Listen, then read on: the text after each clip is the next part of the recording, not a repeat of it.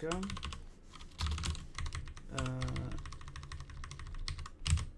So I've gone bananas on the iterator stuff. I actually made a breakthrough. Let me show here. So, well, at least it's a breakthrough, but now we have like a infinite recursive call, I think, because it's like, and I'm not sure why, but I'm trying to investigate that. But if you look at how the iterators work right now, so I made a bunch of convenient stuff as well. And also I realized that we could have like these sort of convenience functions that works for all iterators. So I could just add them here on the generic iterator. So this is the type that we kind of pass around, and it's like the iterator type that you wanna use. And on that you would have next, reset, and then I also added like count, where we could just, if we have next and reset, we can also have count, which is the same for all. I mean, or at least this algorithm works for calculating count for all these iterators. Also I have this element function, which you provide an index and then you can get the actual element of the of that, sort of as getting the nth element of the list in the iterator. So but what I wanted to show here was that, well, for one, this iterator data is well, it's fully like copyable. It's not a, you know, pointer to an any opaque.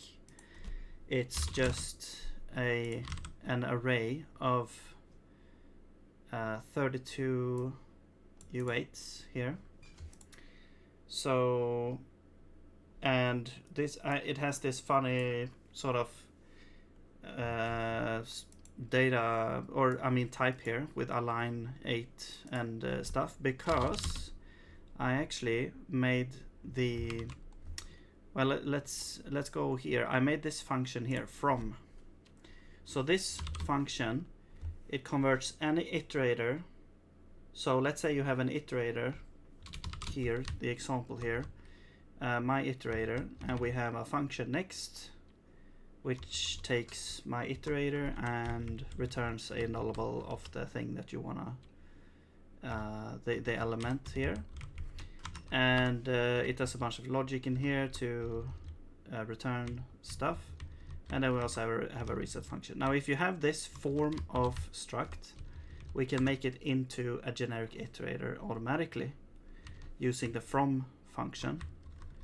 And what it does is it first we validate the type. So we will validate the actual type of this iterator.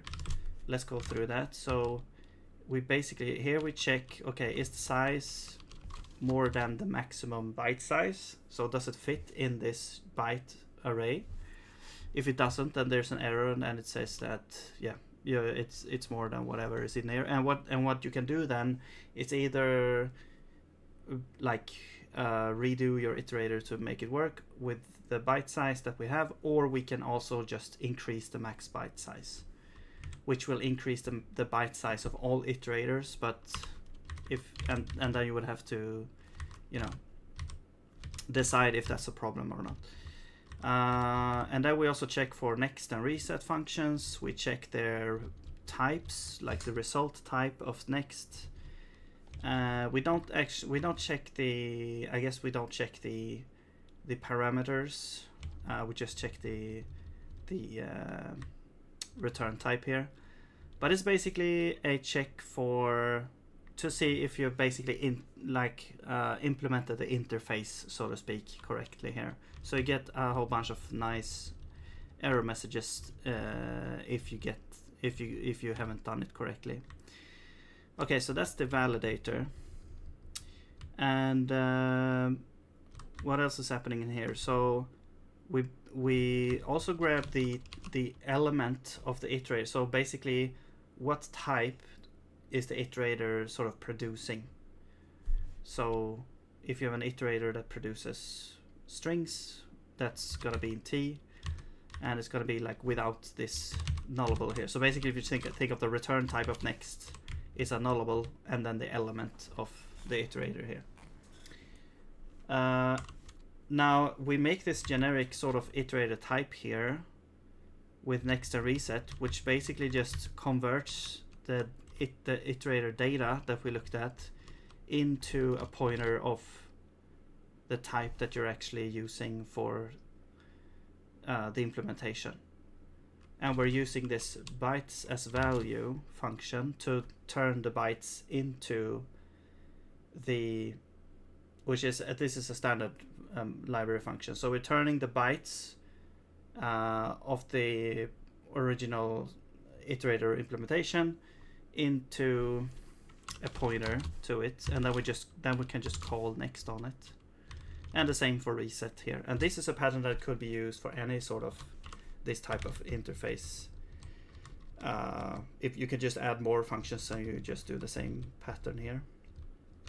And then we return at the end a generic iterator with the data, which we just say as bytes with the original iterator here, and that we just turn the iterator into a slice of bytes that you can then use to here.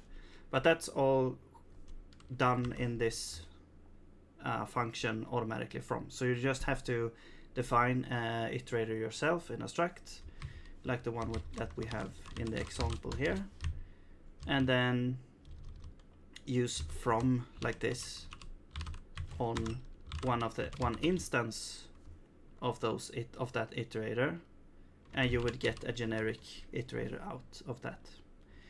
And then you can pass that generic iterator along, and that generic iterator will be of type generic iterator with, as you can see here, generic iterator with the iterator element of the iterator here.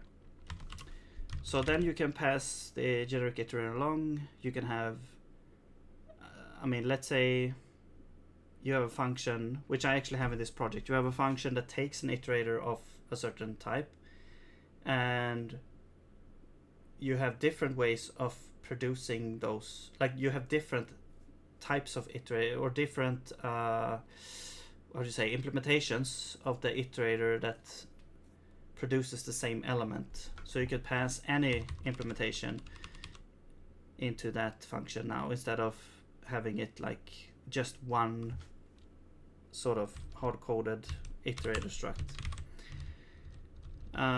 which is kind of nice. And yeah, so this from function is really very nice. And now we use that from function. Let's say we go to the slice, the implementation of the slice iterator. So the slice iterator is basically you give a slice into this function, and you will get a generic iterator of the element of that slice out. And what the only thing we do here is basically we have this iterator implementation here, which is very simple. So you have a slice iterator, you have an element of type T. The struct consists of a slice and an index.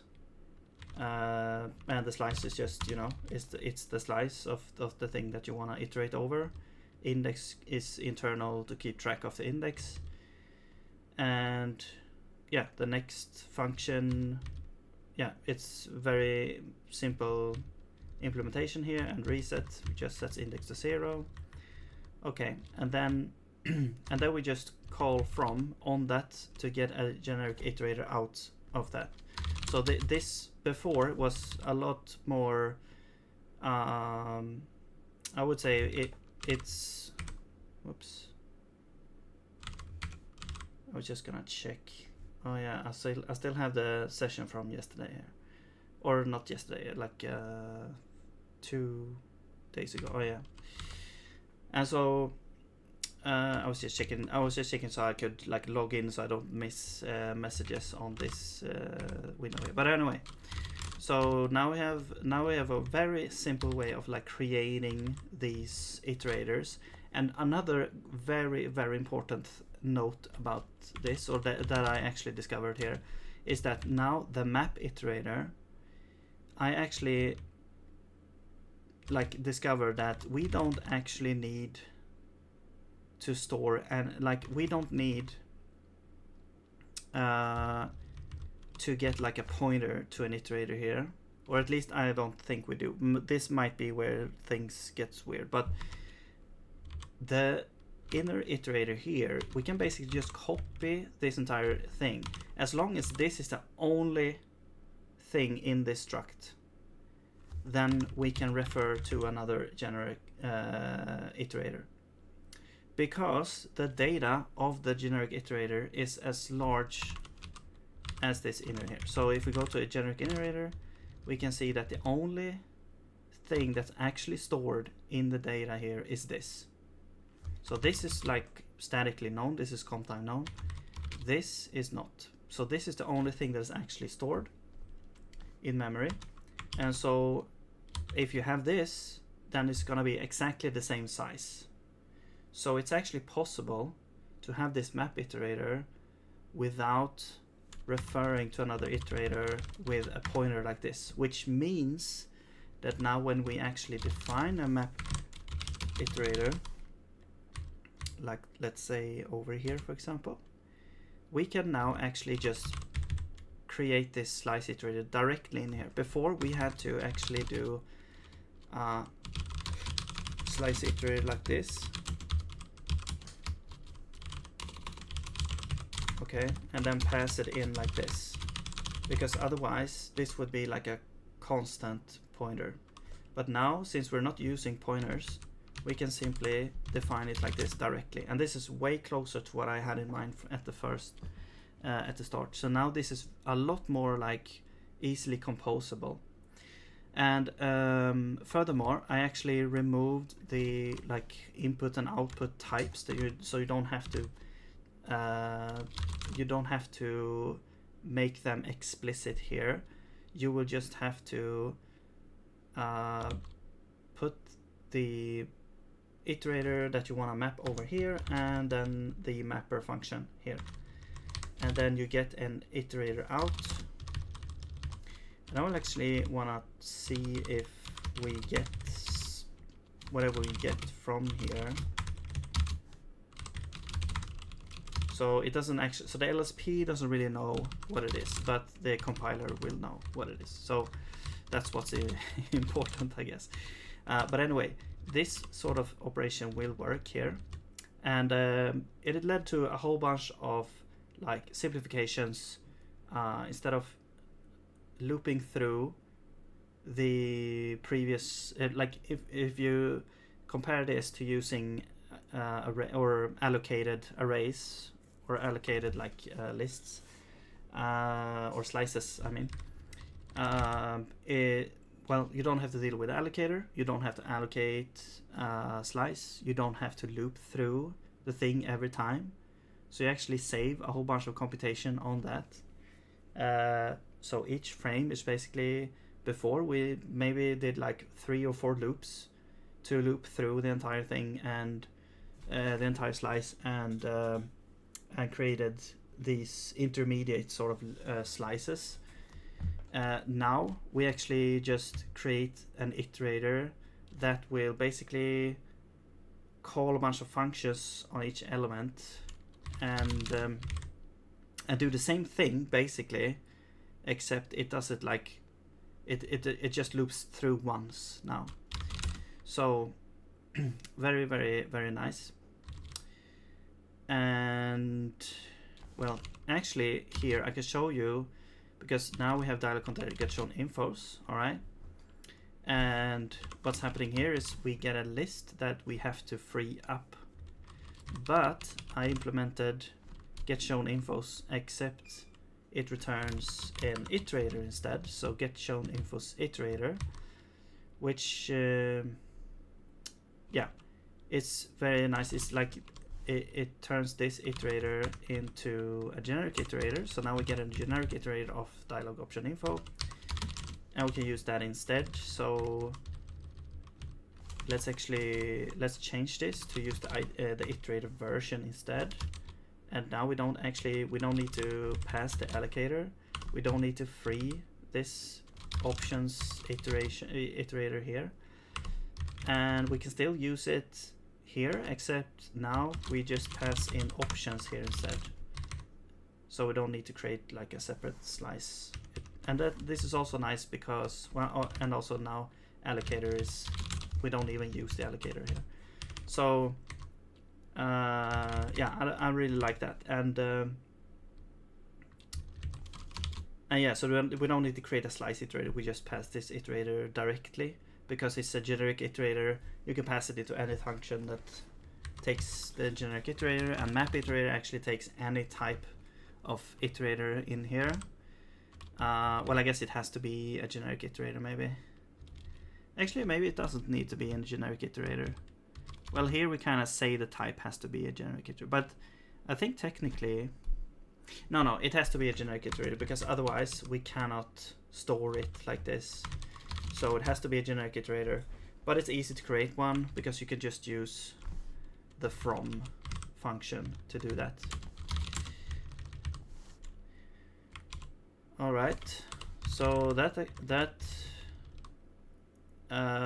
changed this to not use the allocator, and now we're only using iterators here.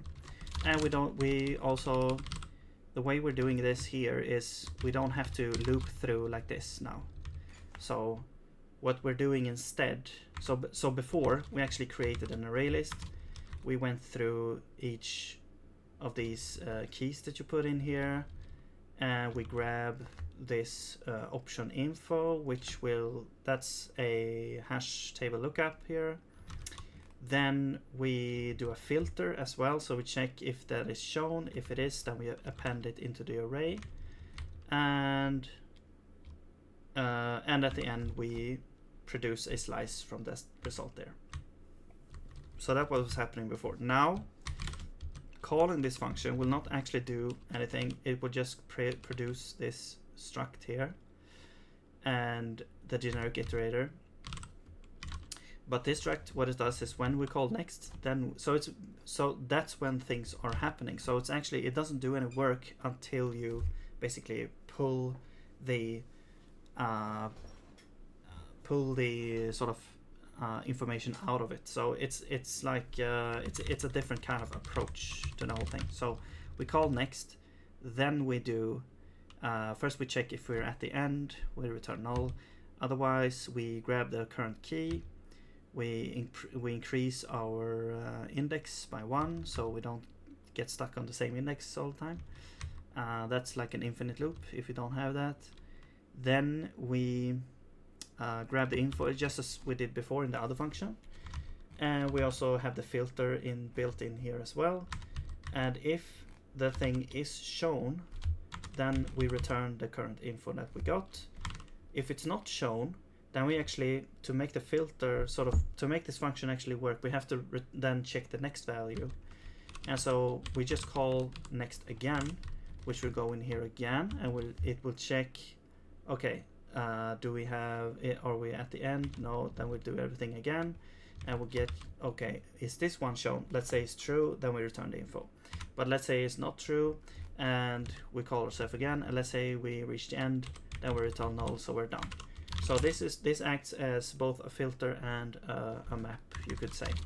But the issue is that, well, we can't, then you can say, okay, but why not define this in terms of a slice iterator over this keys, and then a map iterator over that does this mapping here, and then a filter, which I've also implemented, a filter iterator that filters out this this condition here.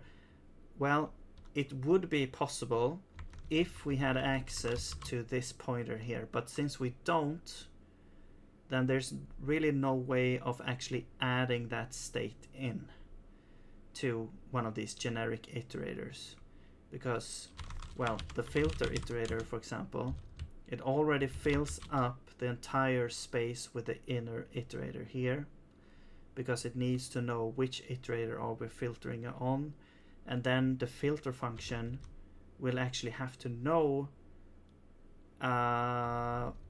the filter function. Well, it's actually the map function that needs the extra state here. The filter function should be able to filter based on this type alone here.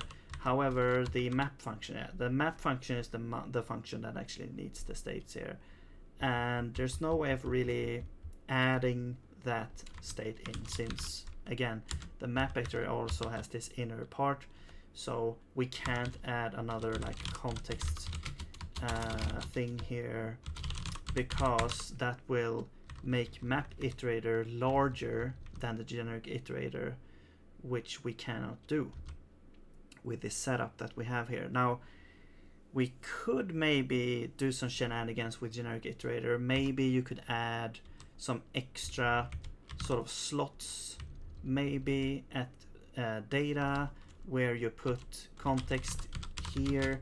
However, that would make the size of this larger and would also make this size of this larger, so that doesn't really work either. So it is kind of interesting, and I guess maybe one thing you could maybe do is like only pull out the data in here. I don't know. It's kind of, it becomes a bit weird when you try to do things like that. So I don't know. This, as long as we have it like this, it all fits nicely into this pattern here. However, it's like impossible to actually give a function. This function does not have context outside of it. It does not have the only context it has is this input and nothing else. I guess globals it could maybe have like it might have, you could put global values, maybe using global values to do stuff, and actually states is kind of like a global in this sense. So you could argue that you could put this into a global and then use that, but anyway, it's not straightforward. That's my point. And if it's not a straightforward iterator, well, what you do is you basically just define it like this. That there's no stopping from defining the iterator like this, and then using from to actually get a generic iterator from this iterator here. So you get a generic iterator that spits out this type here. So yeah, that all fits very nice, and you can mix and match these types of iterators. We can even use generic iterator on other types of iterators that exist in like the standard library, for example, if you want. Make those into generic iterators if you want, and compose those as well. Now, I guess one thing that you could technically do here is just, if you want to really use composition here, you could remove this if and this and just return info straight off, and then compose this with a filter iterator outside to get the actual desired thing. However, yeah, it just, if you're gonna define an iterator like this, you probably just do it everything here. Then it becomes a really visible also what you're trying to do with it. So I would probably prefer this if you have to do it like that. But anyway, so unless there's another reason why you want to compose it like that, if you have like, if you want to get the option infos iterator in another way. But anyway, but there is a runtime issue now, which I'm not really sure exactly where it comes from, but I am currently like debugging that, and I believe it should happen somewhere in here, because this is basically the only place, as far as I'm aware right now, that we actually call self.next in self.next like recursively here. And since we're getting a recursive error, I'm inclined to believe that it's gonna be in here. So let's see if we can trigger this again. So we basically just need to start up the program and go talk to the NPC. And we did change a little bit now. So we did actually change the list into an iterator before, but I'm not sure if, I mean, and that's also like used in this code area where we are gonna trigger this recursive error. So that might also change things. So let's see if we crash. Yes, we do. Okay, so we still get a crash, because it's gonna be interesting to see if my iterator setup now is actually like inherently invalid or something. That okay, so we get a stack overflow. Okay, so this is the same error that we got. Now the issue is that it doesn't actually give us any more information here. We just see that the command line, and it just says it exited with error code 5 or whatever, and stack overflow and abort. So what we can do is either go into the debugger and see where it goes wrong, or we could, which is probably a good way to actually, you know, solve this, because then you can see all the variables and you can see whatever is going on and where it goes wrong.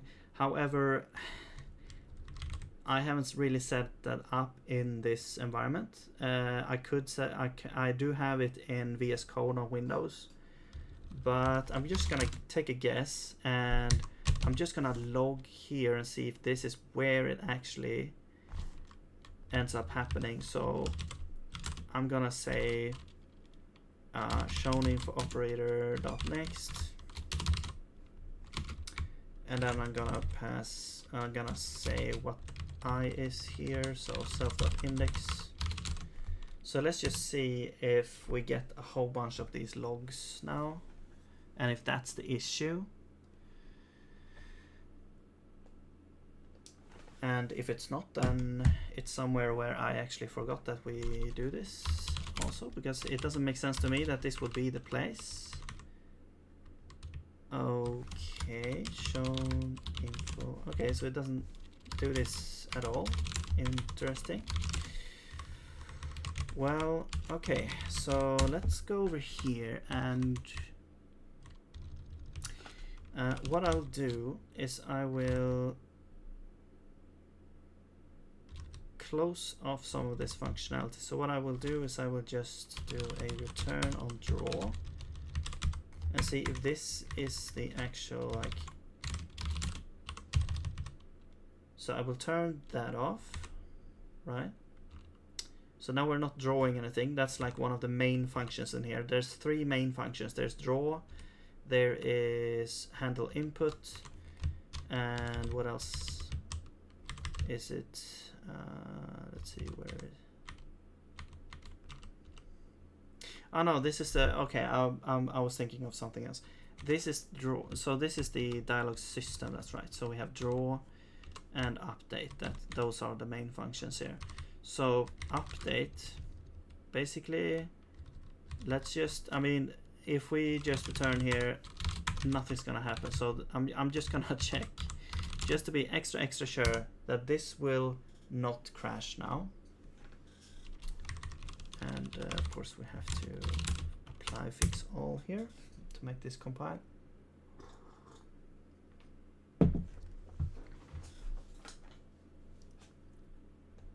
All right. Right, so now I'm activating this, but nothing happens because we basically have no logic and no drawing stuff happening. So let's just make the logic enable here and see if that is the issue, because that will okay, so actually you can hear, well, you don't, I haven't enabled the sound here. I can do that. I'm not sure how loud it is, but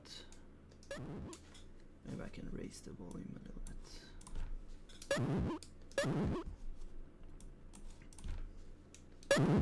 Right. So you can hear that Also, my character now I can't move when I'm in talking mode. I have to cancel out. So we do get the so the logic seems to not be the problem, which is interesting. So it apparently is somewhere in here, which is the issue. So let's do, well, I guess it's one of these, and I think it's gonna be this one.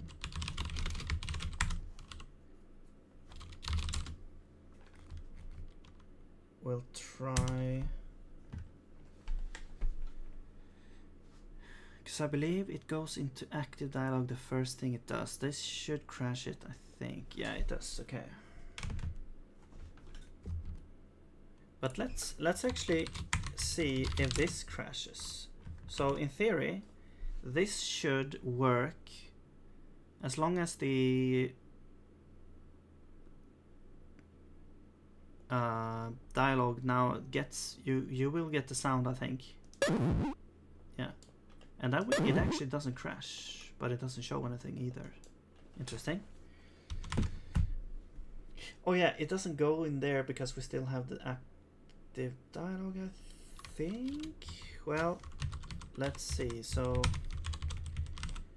we'll go in here. Hang on, I just thought of something. What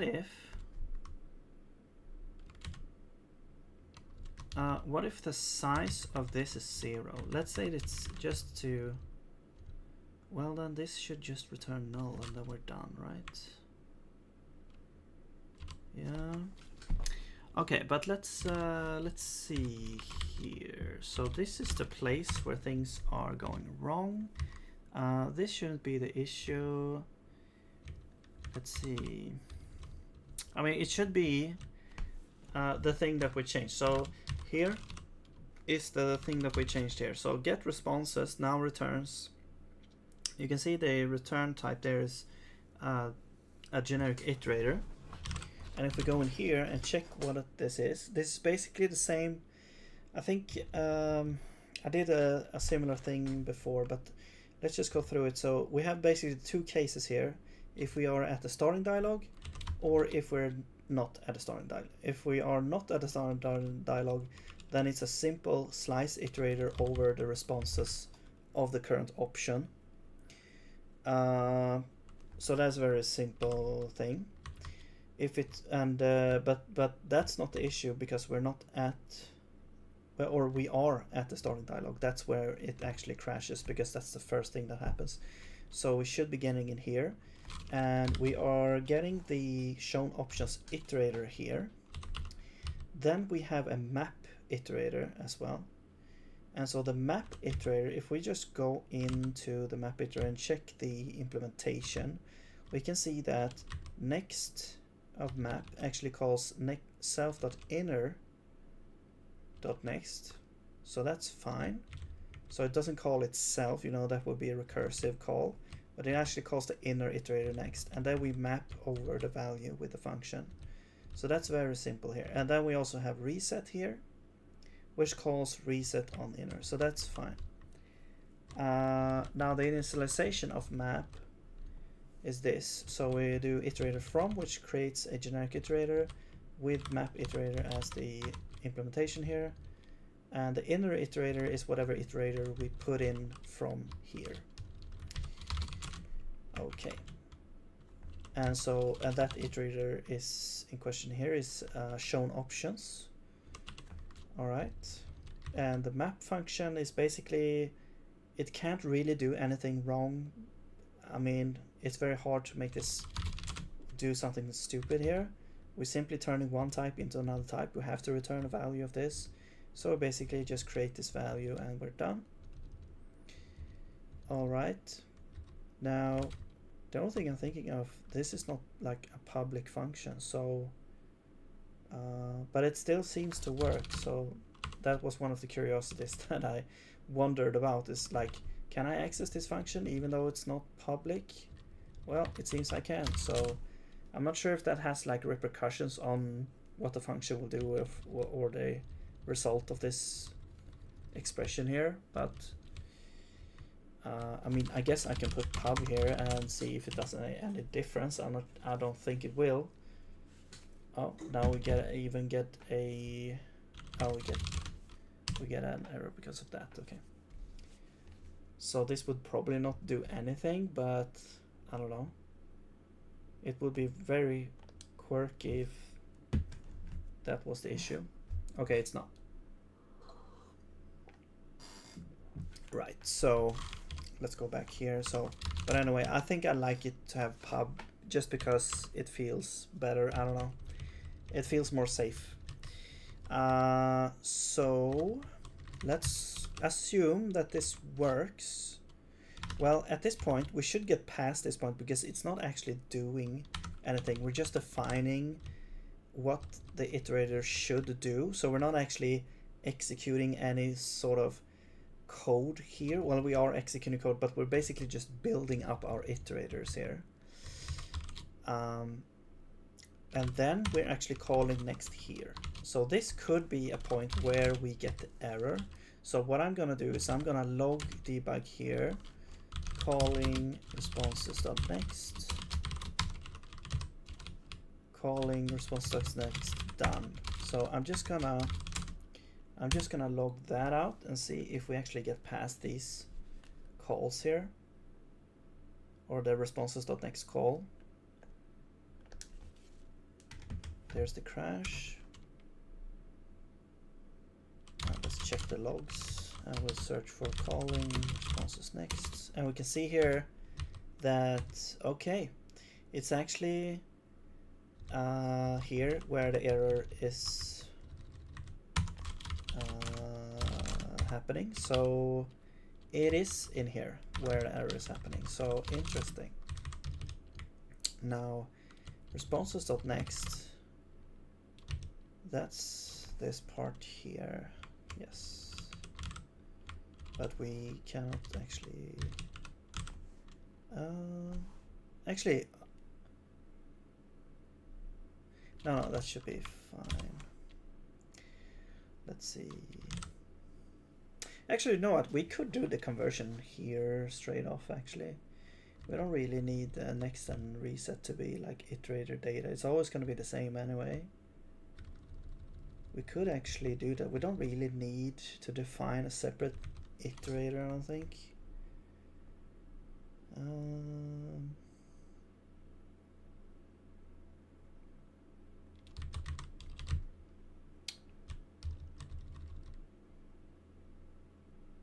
Like, or maybe we do. I mean,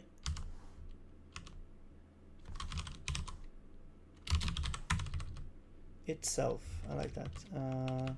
We could technically do this instead, I guess. I mean, this doesn't really fix the issue. I just noticed that. Why would we do this? We could just do. Well, where's the actual? Well, where's the implementation though? We need like the implementation somewhere. In that case, I guess the vtable could be a function that takes no, but that would make this whole thing generic. No, I don't think that works actually. Forget it. It works the way it is right now. Okay, so we call vtable next. Now, what is this thing? This is actually get responses, which returns this, which is shown options and then mapped over this. And well, shown options is this part here, so get shown infos, yeah, so it's this one from this. So this is the iterator that we're starting with, and we're not actually going, we're not even getting down here, and so we're calling next. We're actually calling next on the, wait, where is that? Let's go back here. So we're calling next on this map iterator. That's what we're calling next on. And let's see, so which is this one, which calls next on inner itself, and then we return on. So actually let's log this map iterator, and then this is, oops,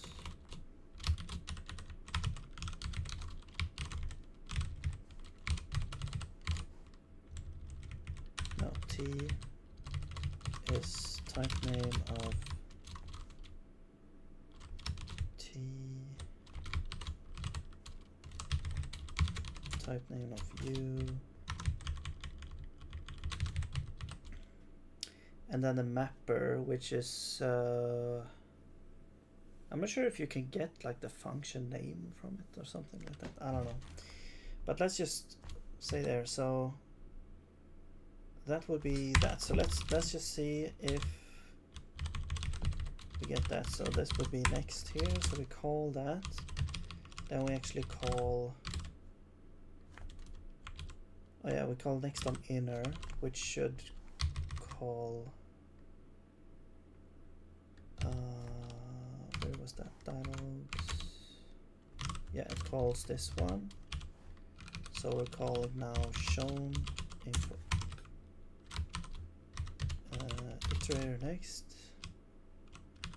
Let's also log out the index here so we can see.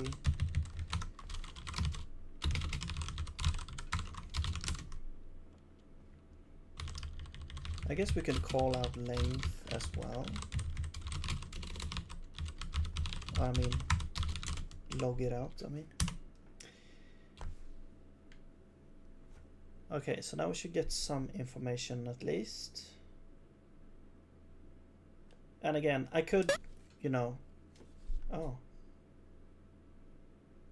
I see, it's actually, it actually played the sound a little bit there. Maybe because there was a recursive call that never ended, and oops, it actually had time to play the sound because of all the logs taking time. Okay, here we go. So the map iterator actually calls itself, it seems.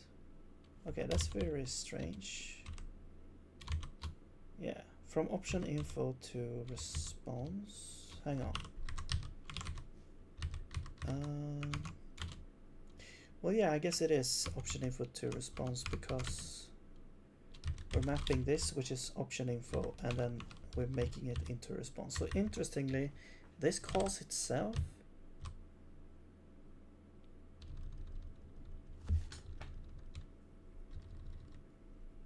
That's very strange. It should, I mean, it's calling next on the inner iterator here.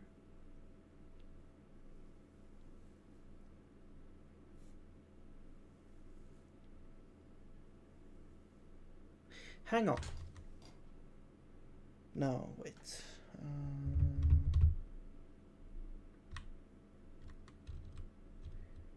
Because the whole idea here is that map iterator doesn't hold any state of its own. It doesn't hold any information on its own except for this inner iterator here. So the whole size of this map iterator should be exactly one generic iterator. And then when you, so it doesn't, technically it doesn't really have a state. And so it just uses the state of the inner iterator. And so when you create an iterator from it like this, we pass an iterator in here, which is the only state that we can have. And so when you copy this map iterator, we're also copying this inner iterator here. But why do we get an infinite recursive call here? We're calling next on the inner iterator.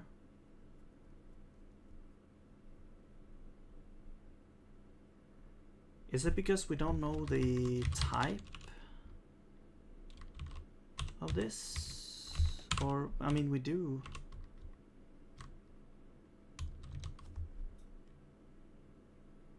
Wait, so actually, how does this even work?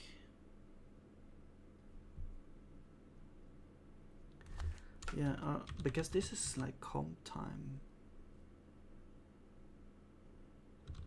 Oh yeah, because the v table is not stored at runtime. It's actually stored at com time. But there seems to be some weird stuff happening here.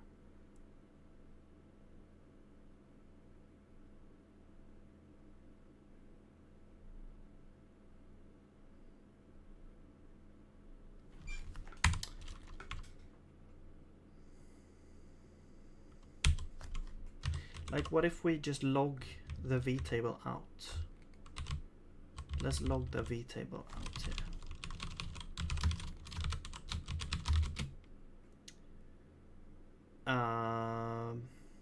Well, I guess we don't really have the v table at this point.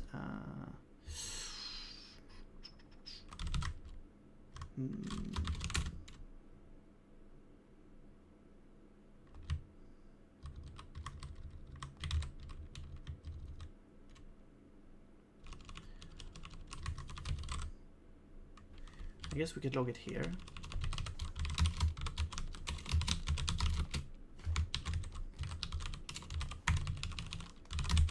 Is this even possible to do because it's not runtime known? So it has to be like a comp time string.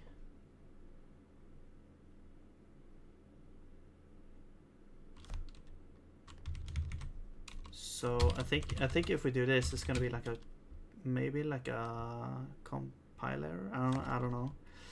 But if we say vtable here, can we even do that?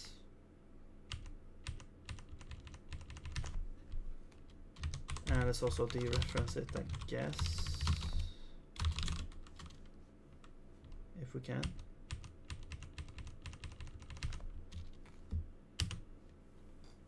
Because then we will see the vtable of map.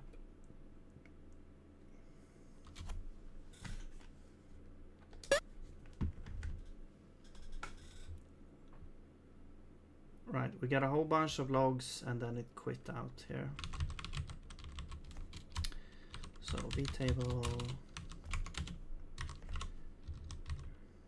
Oh, it calls vtable first. Oh, of course, that's like the first thing that happens here.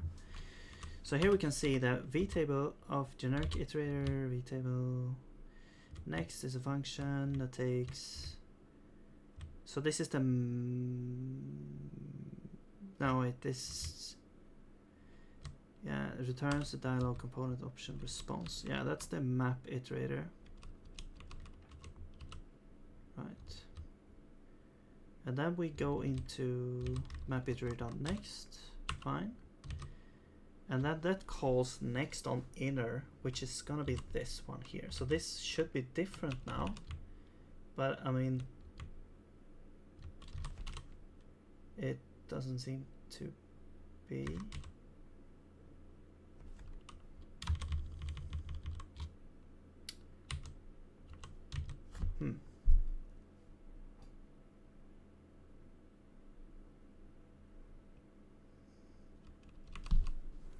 Interesting. So both the reset function and the next function has the same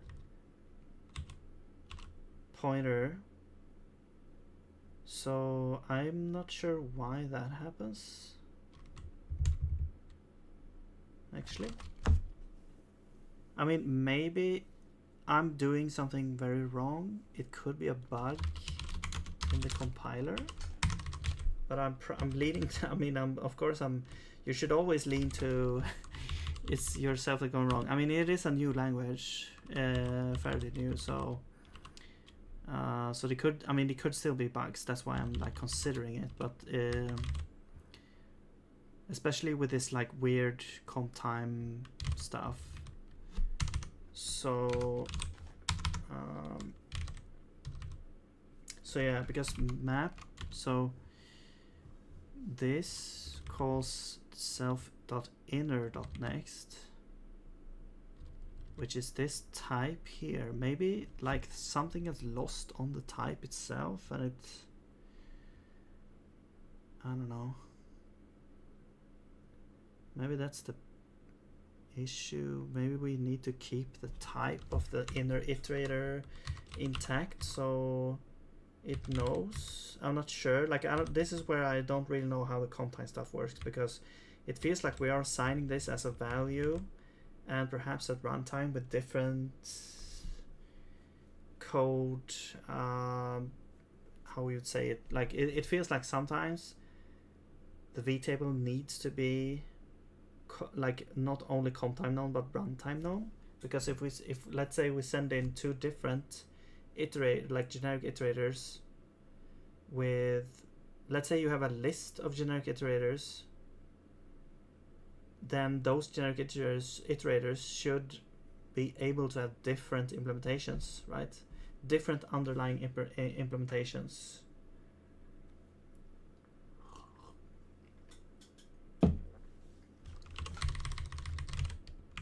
So I don't know if it's like this vtable here, but then again, like, the allocator does it like this. The allocator actually does it like this, but I'm not sure if allocator has a way to, yeah, so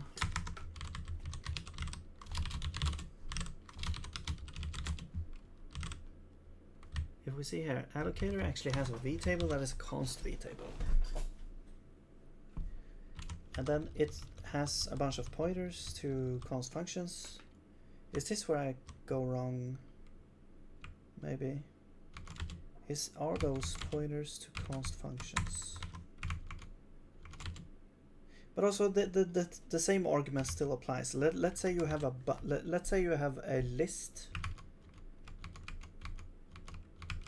Let's say you have a list of allocators.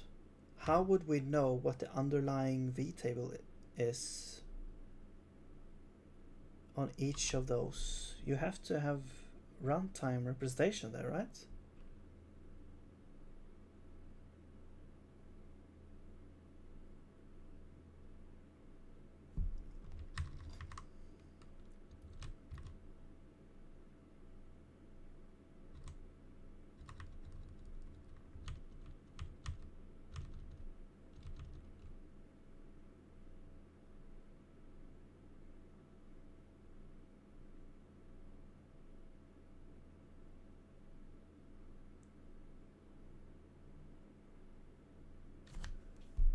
Like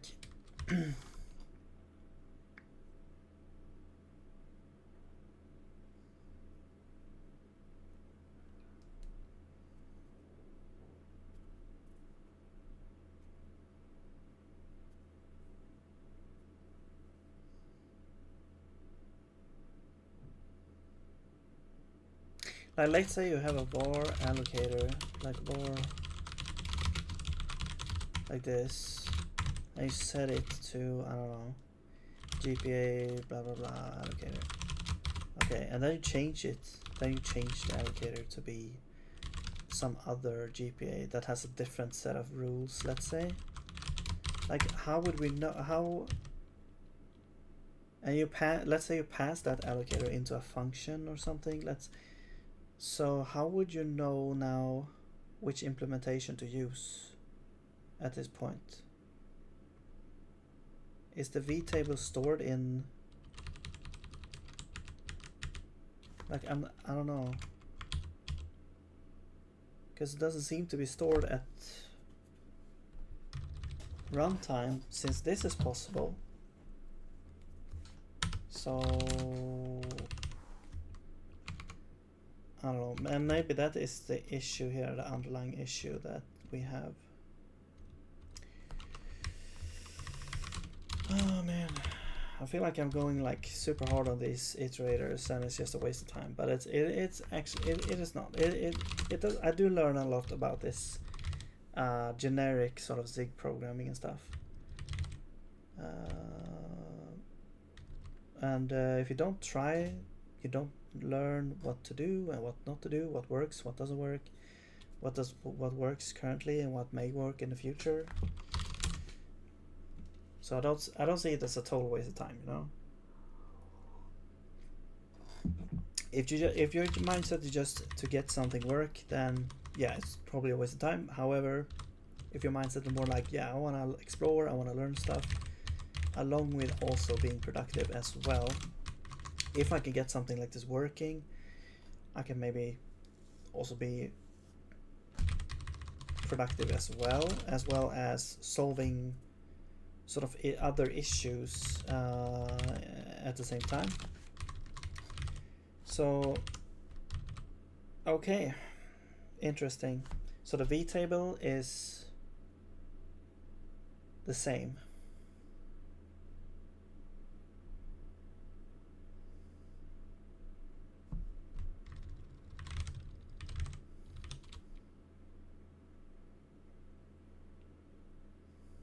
Very interesting.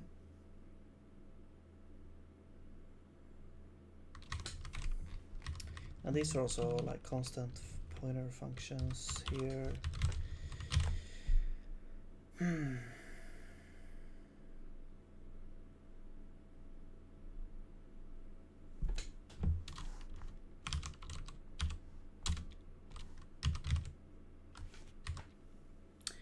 So when we assign here, it feels like the V-table stuff gets lost somehow. And how does it know which V-table to pick at this point? Is it somehow embedded in the type here? Or can we embed it somehow? Like when you're dealing with this higher order iterators, maybe it's enough to actually embed the type here.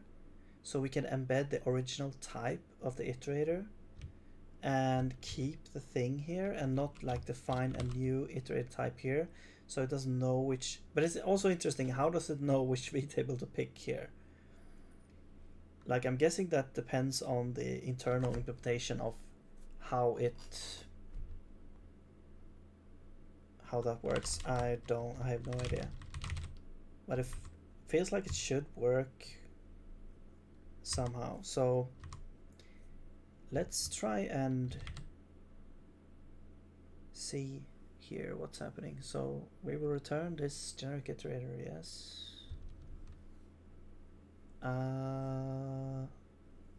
Which is also interesting because we're returning this type, but somehow the value of V-table also makes it through somehow, because it's using the map iterator V-table.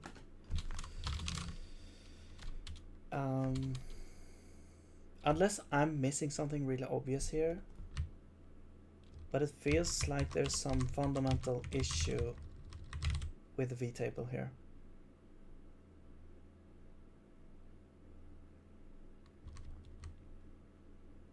So what I'm gonna do is I'm gonna add a comp-time type, which is the inner iterator, and this is a type, and so this guy is the inner iterator, right?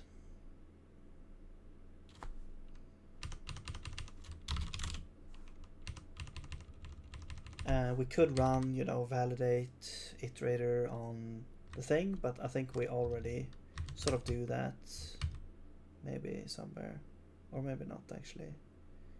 So now actually this actually comes with a bonus, because now it's not necessary for the inner iterator to be a generic iterator though. It could be any type of iterator, which means that we should probably validate it. We should probably do that. So this, well, it's gonna sort of get validated. Well, let's just do it. Let's iterator validate iterator, inner iterator. All right, so that will make sure that the inner iterator actually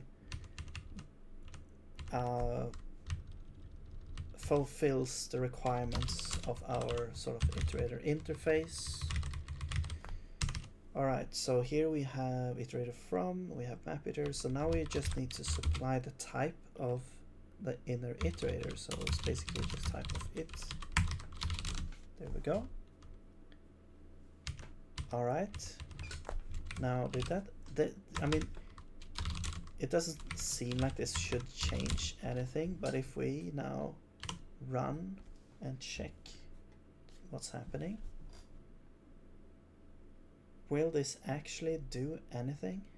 It seems to still crash. Yes. Okay, so that's a bit disappointing. That's very disappointing, actually. Yeah, still, you know, still the same messages.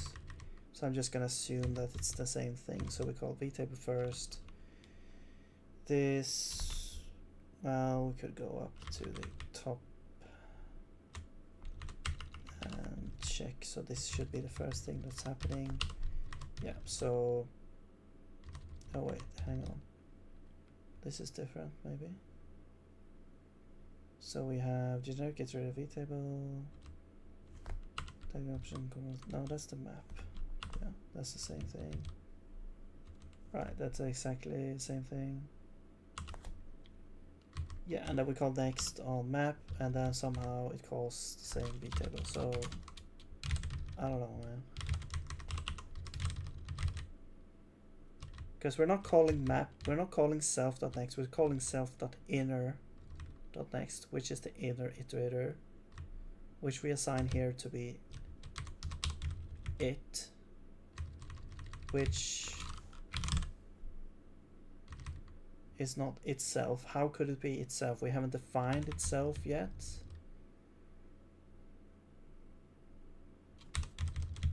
You know?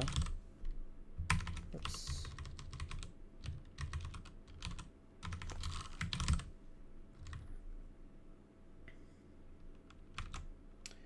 So it's gonna be, where is it? Not that one. This one.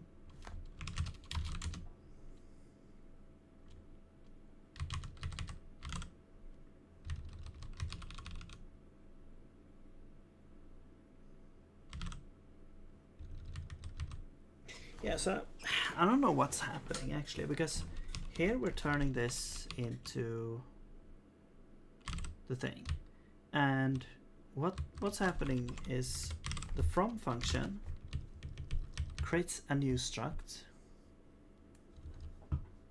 when we call it.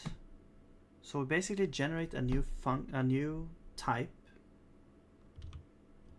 and we also make a generic iterator with that type here. And that's the same case for allocators. Like, allocators doesn't need the type to include like a type variable that defines the vtable. It just, you know, it just exists somehow, somewhere. I guess in the type somehow, or in like the instantiation here. So we return that, and this thing, yeah. So we're turning data into self, and then we're calling next on ourself, or on that data. So we're basically just turning this array of bytes into a pointer to the iterator itself, and we call next on that.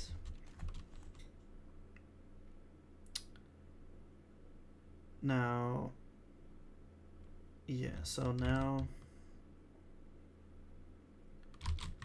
and then let's see, and then next here takes a pointer to itself. We are calling next, and we're calling on self.data. Yeah.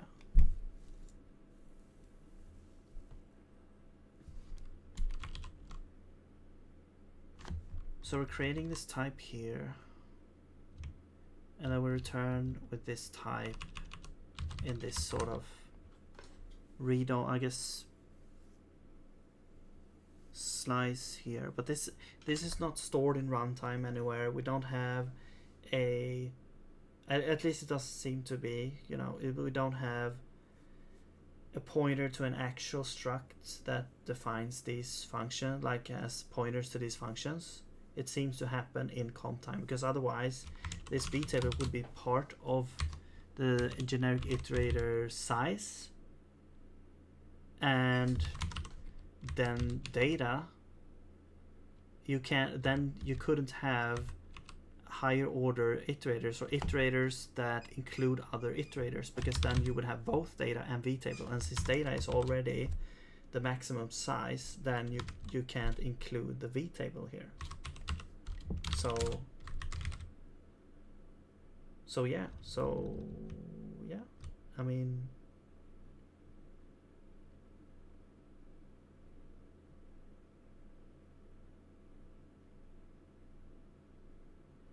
maybe the vtable is actually stored alongside, but then it gets like overridden because when we're creating the data, I mean, that could be something like when we're doing this.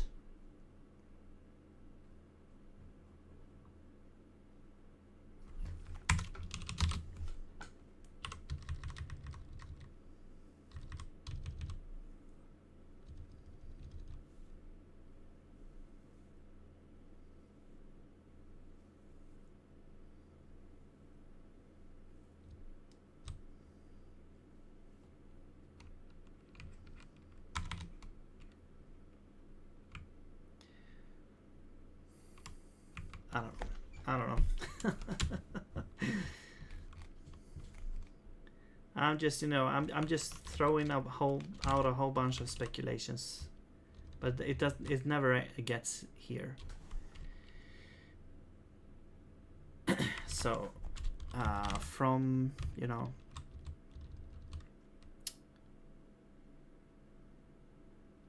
these would be the references to next and reset.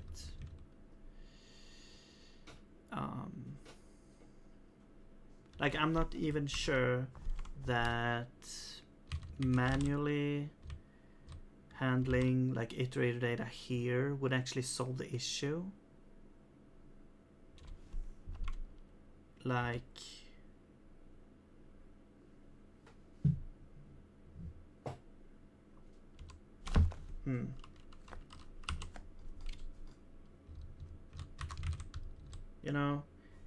it's always like too good to be true when something feels like magically works.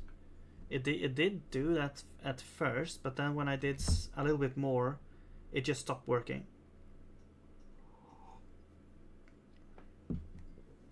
It might be, when map iterators actually became, when you didn't have like pointers. But it feels like it should still have the same issue, although it doesn't, because now maybe the vtable is stored alongside. I don't know, man. I don't know if the vtable is stored alongside. Maybe there is some sort of article on that, or maybe like how does like Zig allocator, how does it know which implementation to use?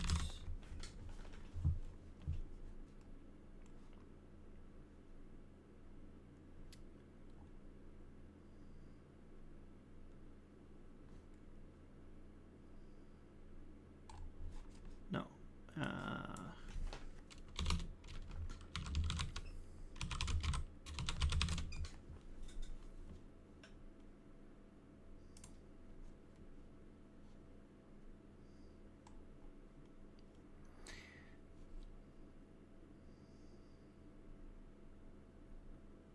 Yeah, maybe it is actually stored in runtime.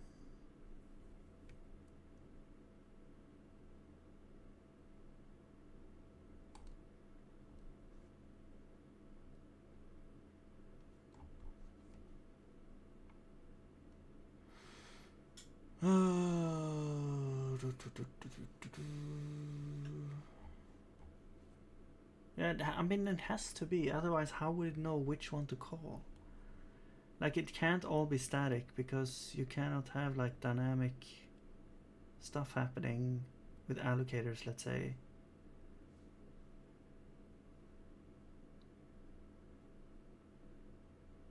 Right? I mean, I guess it could use like compiler shenanigans at certain point, like until a certain point, but it must have like limitations. Like as I said, like let's say you have a list of allocators, and then you just append a new allocator, you grab the allocator out of that. Like how do we know which implementation to use if it's not stored at runtime?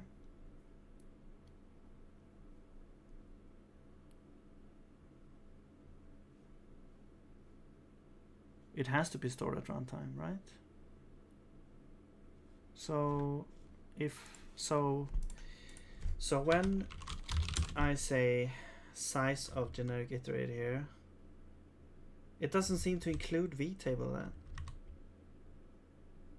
Or maybe, oh wait, maybe no, because map.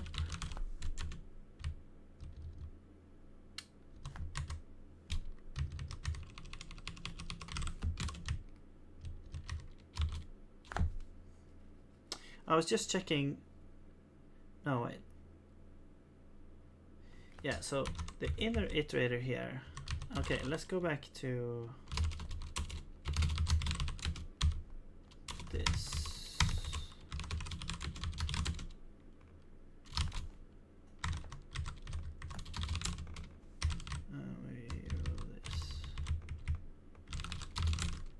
Alright. So when we pass this should be like size of generic iterator. Okay. So when we go here, we go from. This validates the iterator. And we check size of the iterator should be less than or equal to this, which is 32. Alright. Now we have this type here, iterator data, which is 32 bytes. Alright. And this one is included in the type of generic iterator, which has both data and vtable. So it's basically saying that vtable has 0 size at this point. It doesn't count vtable.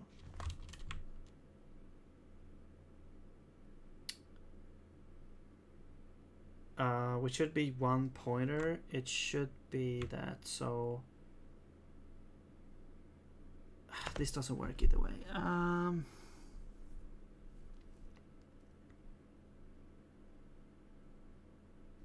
mean, because if I just add, let's say I add, let's go to map iterator, and let's just add some pointer here. Okay, now we should get an error. Well, okay. Outline.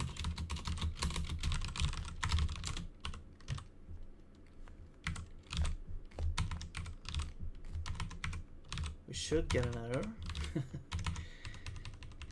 Wait, why are we not getting an error? We should get an error here because it's trying to.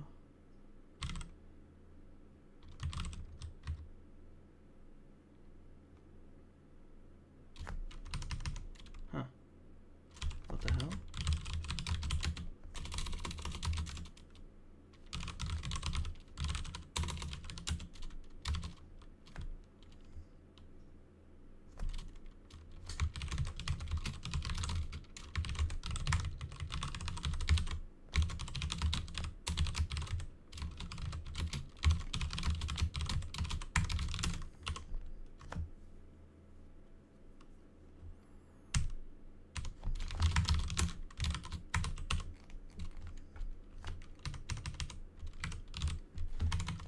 Right, so I'm gonna check the logs for that. So compile log. So we have a bunch of iterators here. So this one is 36. No, wait. Oh, that's the type name. Okay. Size 32. Size 16. What? Dialog generic iterator dialog option info size 16.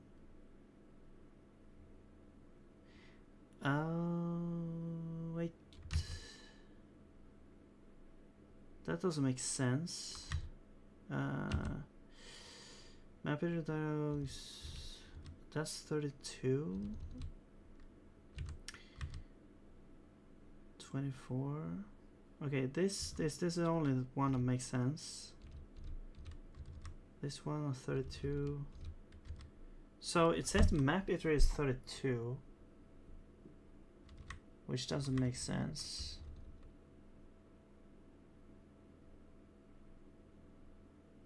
How the hell? So let's, and also the, okay, so the size of generic iterator is 16. So let's check this type here.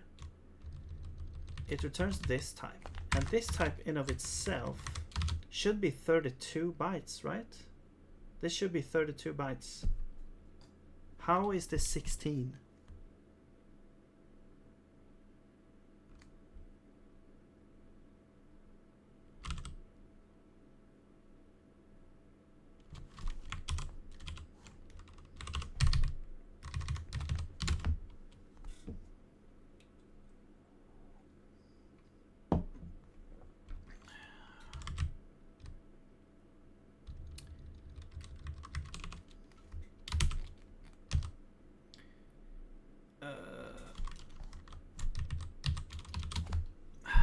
Does number of bytes take store T in memory?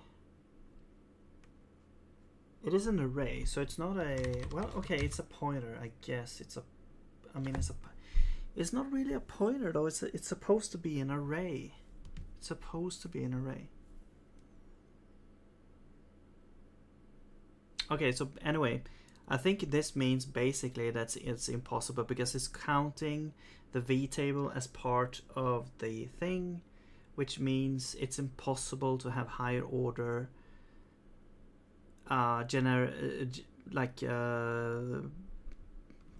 things in this way, because yeah, it's impossible to encode an iterator into another iterator because it needs to have the size of that iterator plus, I mean, unless maybe, okay, gears are turning. But it's not gonna be, it's not gonna be worth it. Man, I thought I had a solution here. I thought it did compile and all works, but this is weird because this is basically saying, yeah, this is actually a pointer, but then it's not actually a pointer, it's an array. I don't know. Like, what if we do, will that work? Or, I don't know. Iterate data, it should actually just be this.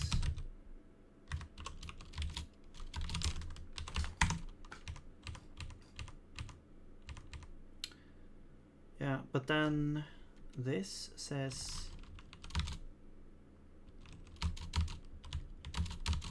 we need an that is casting it. No, so as bytes, that should just be, you know, straight up.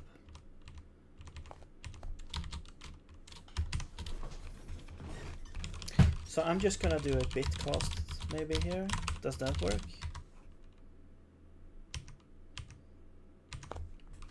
Okay, I can't.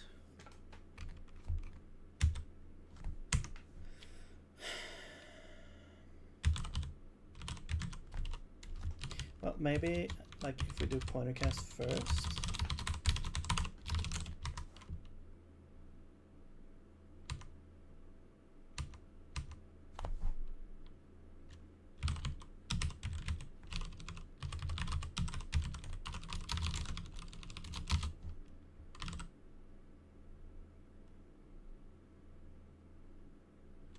So it is a pointer that we pass through. But then we really just want to store it in data, I guess. I mean, what if we just say this undefined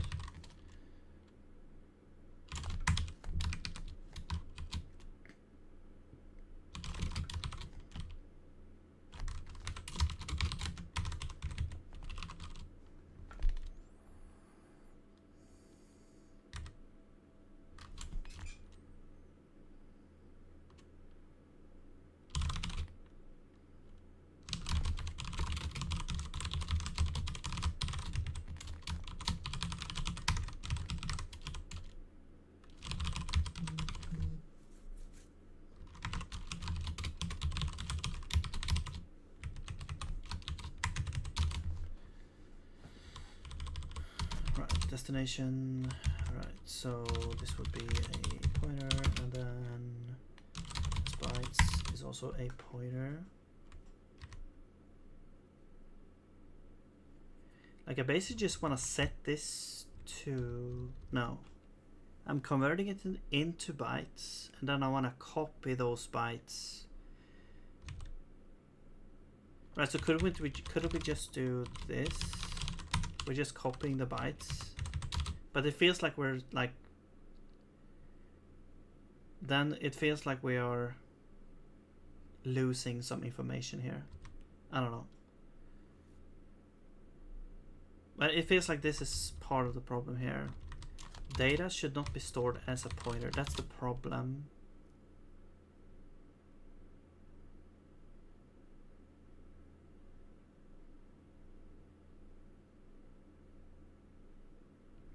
Right. Yeah, so I'm pretty sure that vtable counts as like it's a runtime. It's stored as a runtime, so that you can get the pointers out. Yeah, it has to be.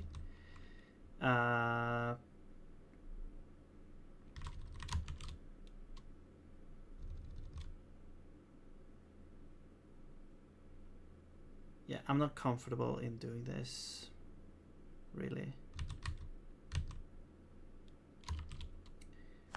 Destination must be a mutable slice, a mutable pointer to an array, mutable many item pointer. Source must be a slice, a pointer to an array, or many time item pointer. Okay, so it has to be like this, like as bytes.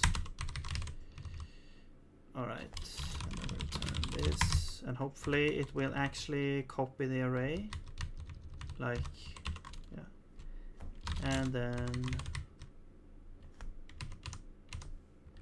no, still an issue here. Wait, where are we? Here? Indexable pointer. Oh.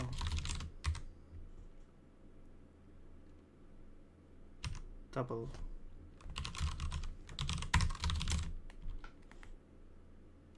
Alright. Non-matching lanes. Right. So we actually, let's do then slice 0 to I guess it's like size of this, or I mean no, just length, right? All right, now okay, yeah, we get a whole bunch of errors now. Okay, so the thing is now this, what does this say? So it expected that, found a line 1. Okay.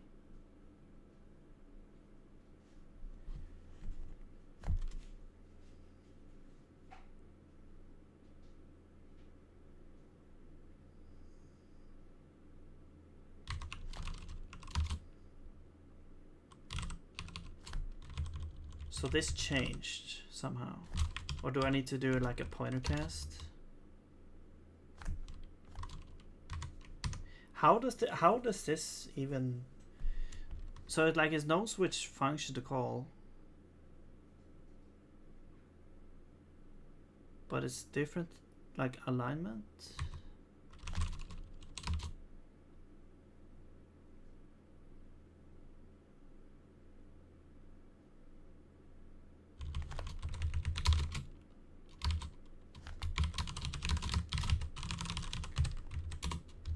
I mean, let's just try this. I don't know.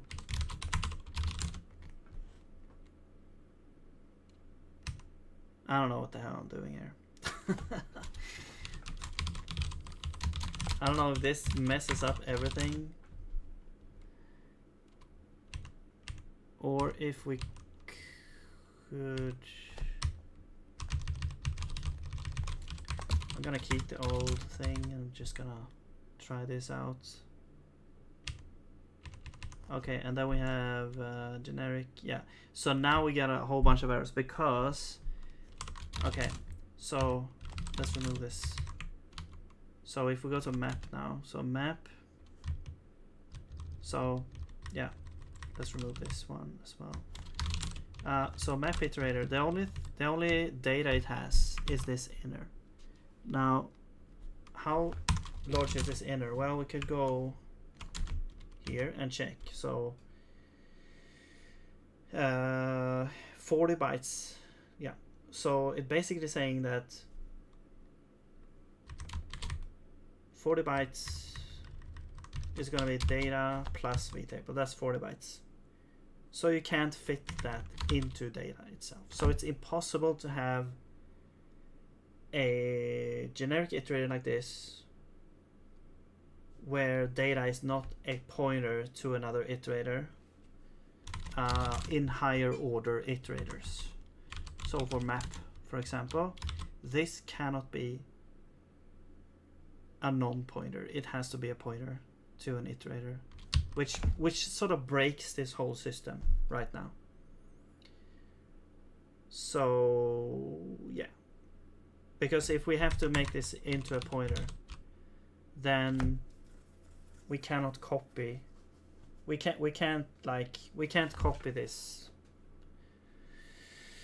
We can't make this map iterator in a function and then return that value, because the pointer is gonna point into some stack frame that doesn't exist. So yeah. Great. Man, I just want this. I just want it to work, but it doesn't. So all right. Well, that was a venture into generics here.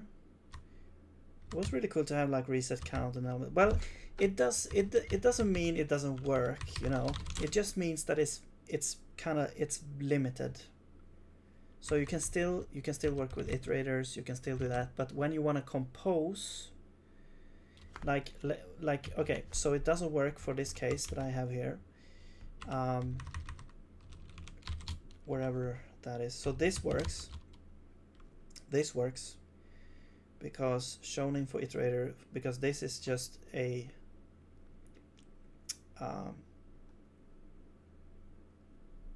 yeah, it works because it's a basic iterator here.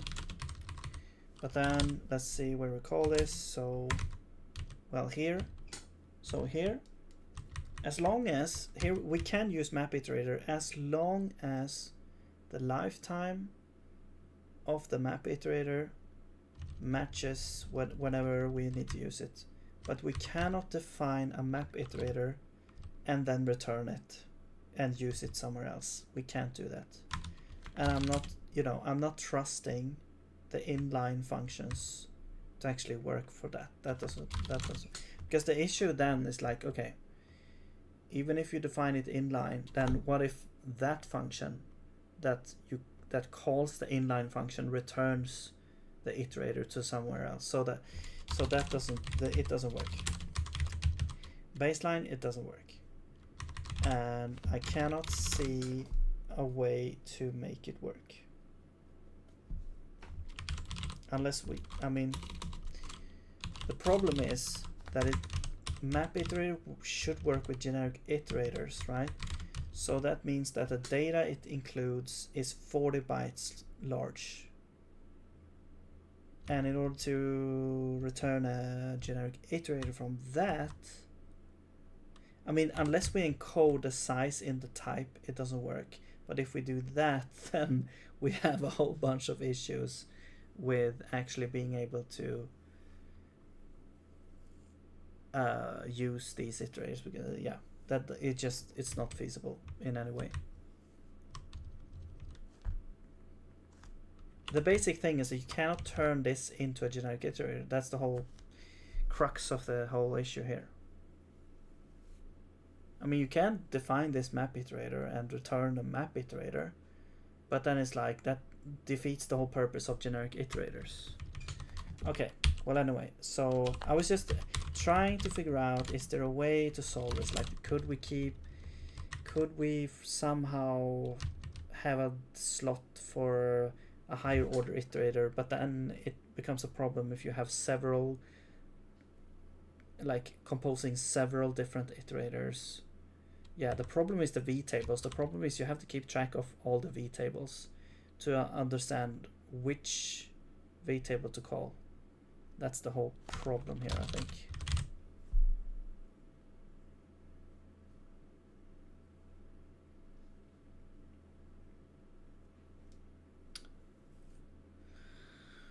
Right.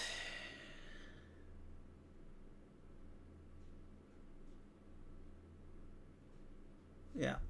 So I think we'll leave that. We have to now understand that map iterators are extremely limited because you can only use, you cannot return them to an outer scope. Because this needs to be a pointer. And now all of a sudden this should work. However, as I said, you cannot now return the thing. The same for filters. Any kind of higher order sort of iterator here. And even if you, let's say you define your own sort of higher order iterator, any type of higher order iterator is not going to work, since you have to keep the state of another iterator in there, which doesn't work. So man,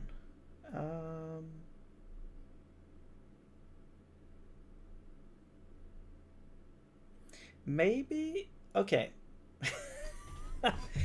Maybe if you used allocators though, you could allocate actually to share, like you could allocate the v table, maybe allocate space for the v table. Wait,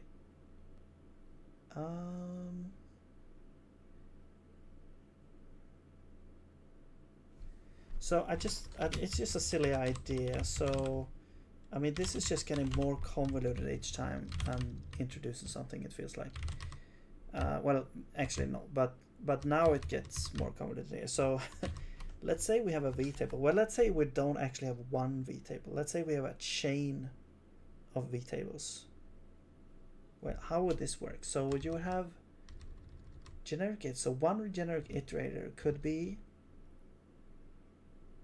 let's say you have a higher order iterator. How would this work? Would you have like a chain of iterators?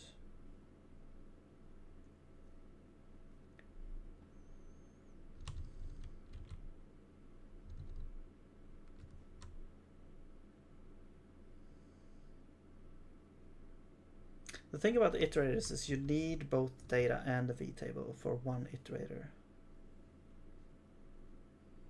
You need the state and the implementation. But the implementation is going to be the same for one specific type of iterator. But then the type, we don't have that.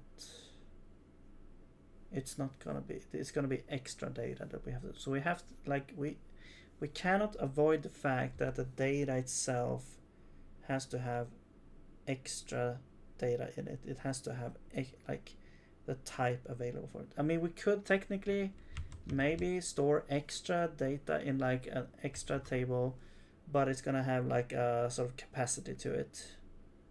So we're gonna be able to compose X amount of, maybe like 3, let's say, or 10 or something, and that's the limit. Maybe that will work. Will it? No, I don't know, man.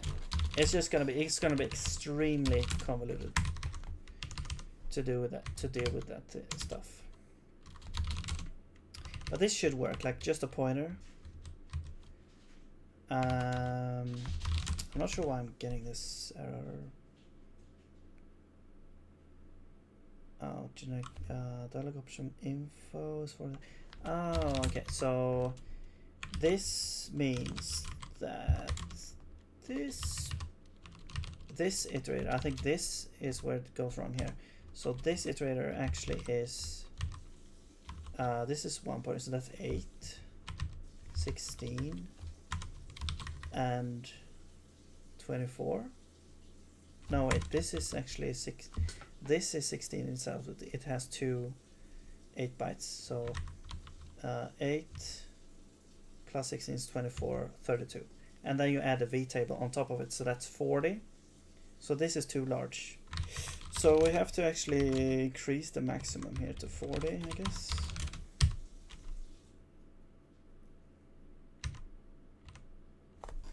What? 48 bytes. Okay, so it, wait, what? No, that's the higher order stuff.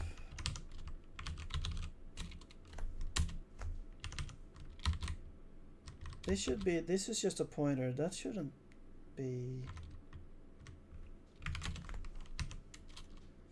Okay, let me see where these errors are coming from. Bytes in size, value, iterator element.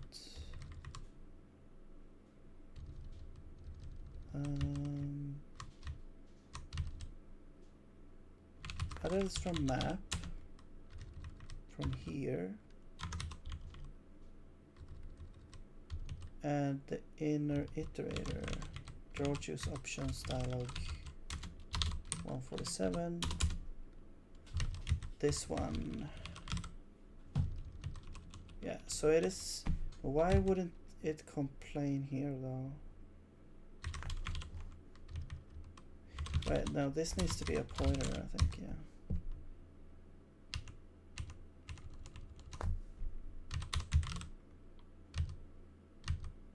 Oh, I think maybe that's the issue.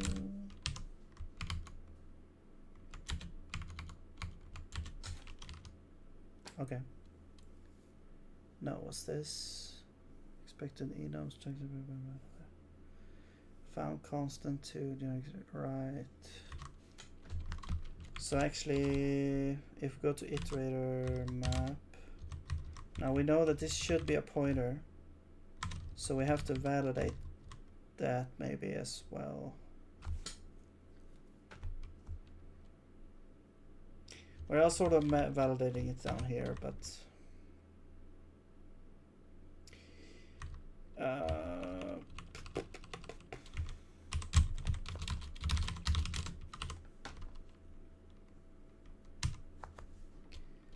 yeah, but now we have a bunch of places where this doesn't work. Now this, okay.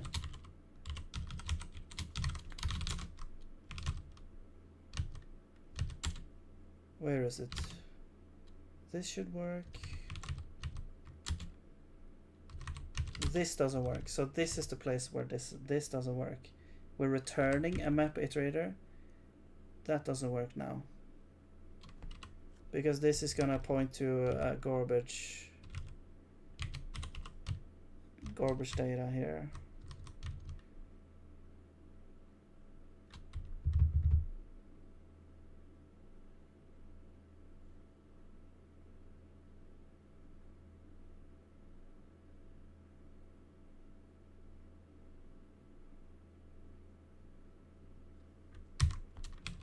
Man. Unless we just make this inline and because it's really just a convenience function to make this work. It's just used in one place. I guess we just need to do this.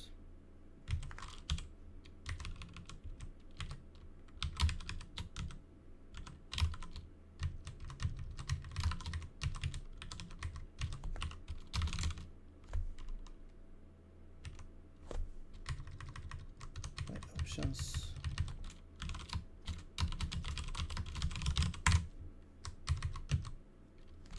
Yeah. Also, this needs to be mutable.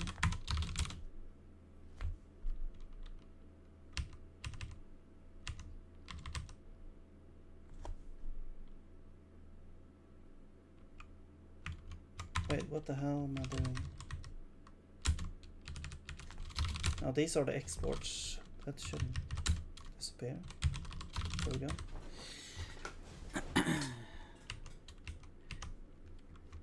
Yeah, let's remove that.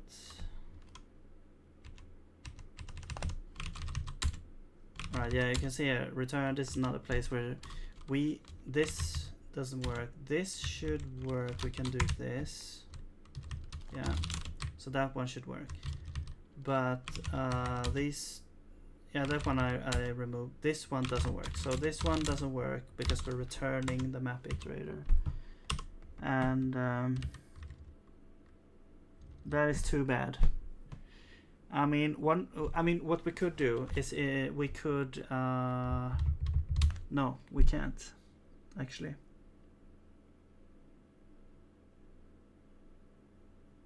Man, that is annoying. That is annoying. We can't make this thing.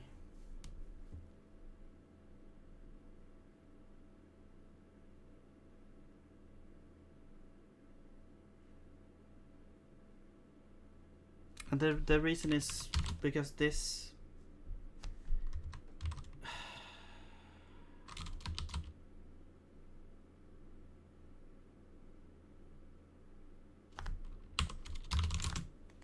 So yeah, this is a generic iterator. It's now 40 bytes in size. We cannot return a generic iterator that takes this, maps it into the new type, because then it would require to have this iterator in it, and you can't have that. So man,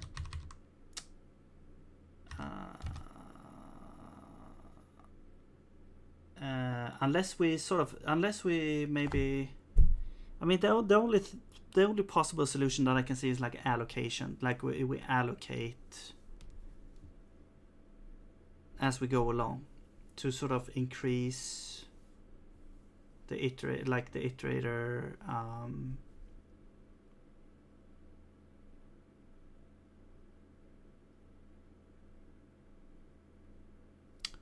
Like when you compose an iterator like this, what if you include, like, let's say we include, let's just play with the idea that we include an allocator to allocate the inner part. Then we have we also need a deinitialize function in that case. So we need a deinitialize on all generic iterators, which I guess would be sort of optional in the implementations. You could make it optional, but then you would have to deinitialize. And let's just play with this idea. So let's say we have a deinitialize. I guess it doesn't have to be a pointer.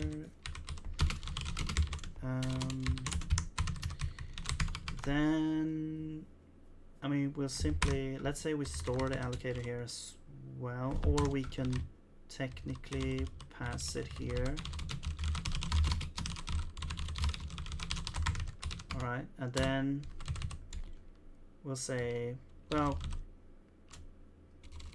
we'll just call the initialize on in, well, we have to call it on inner. So that will sort of create a chain of the initializations on the inner iterators. If this also has an inner iterator, it will call the initialize on it, on that inner iterator. And then we also can do allocator destroy self.inner, right? So that would technically work, right?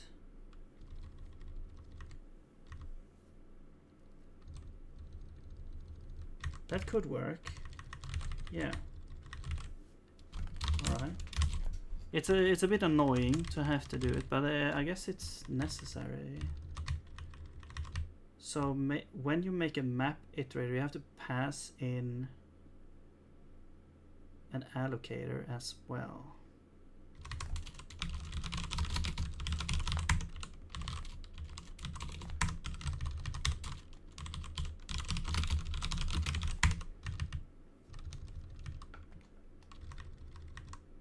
And then this would be, well, let's say that would be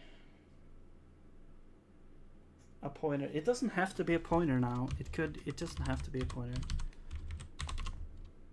So this would actually, so this would be, well, we have to make a new pointer. So create one, type of it, and then we populate it with that, and then this would be it pointer. Okay.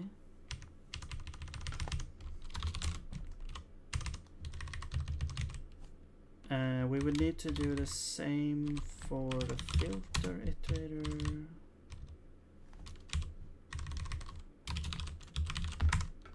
Oops.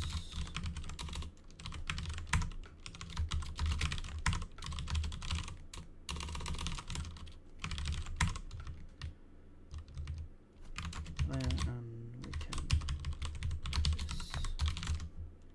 So let's copy this, the initialize function for filter as well.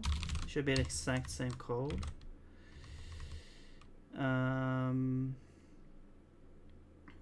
Yeah.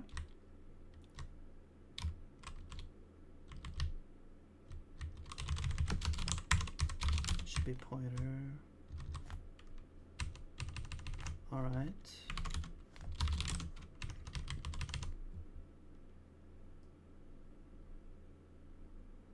Right, so now let's go to the generic thing. Now we also need a deinitialize here. Let's actually put it at the top.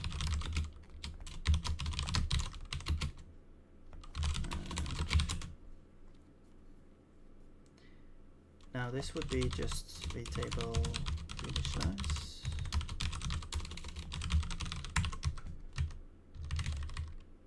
Right. So we actually need to extend the vtable now, which is fine. Oh yeah, we also need the allocator.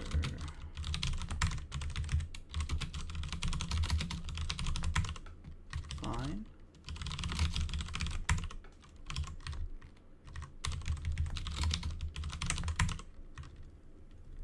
All right. So I want to change this again, maybe, or wait. I'm not sure about these casts.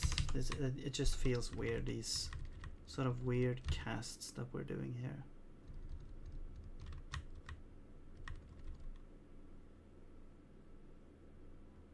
Maybe then data could be always allocated. Maybe.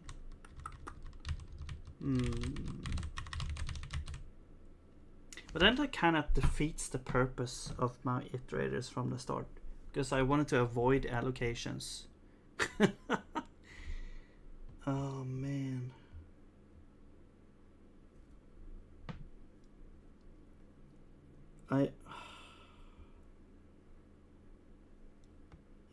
Yeah, the whole point of these iterators was to avoid allocating a slice, looping through the original slice and creating a new slice, like populating the newly allocated slice with a mapped data or filter data or whatever, and to use iterators instead that would sort of piecewise do the work in these next functions without having to allocate, so that you could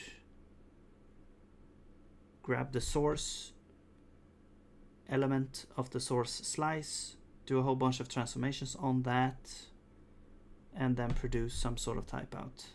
That was the whole point of the iterator, so you don't have to allocate data. I guess maybe for like maps and filters, maybe it's like unavoidable. if you want to return them like we're doing, if you want to like, yeah.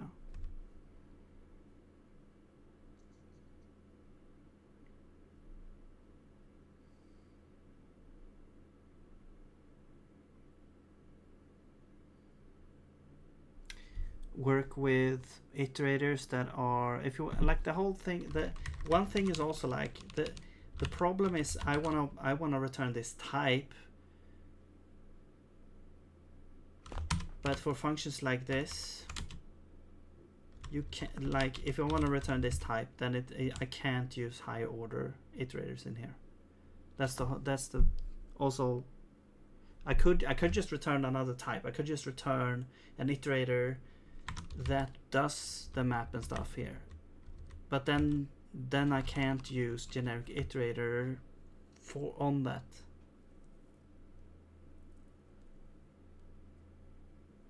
Which I guess would be, it could be like a limitation that we can live with, I guess. Maybe. Or maybe we can't.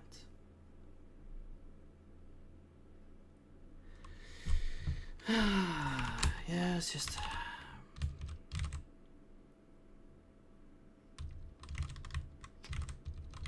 but maybe the allocation, maybe the allocator is not that big of a deal. Maybe it could be like a special kind of allocator that you only use for these types of small allocations. I've been thinking about that as well. Like even the looping through the lists. I mean, that costs a little bit, and then also allocating a slice. That could be like you could use an allocator that is specifically designed to allocate. Maybe, I don't know. I haven't played around with the different types of allocators, but I mean, except for Arena, I guess. But you could have like maybe a special optimized allocator that is optimized for those types of allocations. Although I am prematurely optimizing here. I do realize that, but I was just trying to figure out these iterators and work with that. I also really like this. You know, you get this sort of super generic functionality with iterators. I mean, you could still have these, but the good thing about this is like it's on the type itself. It's on generic iterator type, so it's not like you're. I mean, you could technically define these with self as any type, and it would also work. Like this also works, you know. But it's just, I don't know. It just feels bad. Oh man, okay. So man, do I want to continue with this deinitialize thing? It kind of, I mean, sure. It's still better, I think, because we don't loop through the original slice multiple times. We may allocate stuff, but we don't have to loop through the thing. So this would be iterator deinitialize, yeah. And so let's make here data and allocator. Let's just go through with this. I'm too deep in the rabbit hole here to. All right.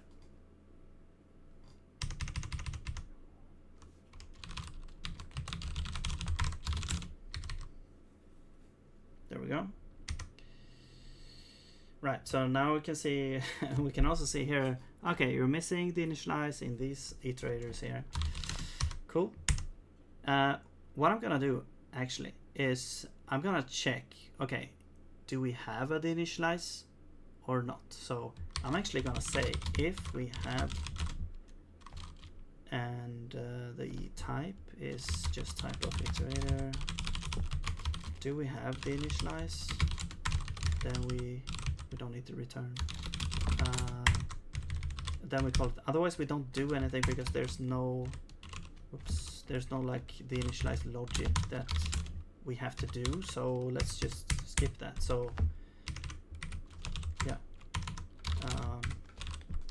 right, so now we can actually, now we can do that. Now we have to call the initialize though. We have to call the initialize, and we can't just, well, we could copy the maps, the map iterator. I think we could copy them, but we have to call the initialize. Yeah, we have to be able to copy them. That's the thing. So for here example, we have to now pass an allocator. So now we actually need the allocator. So I guess that's a down.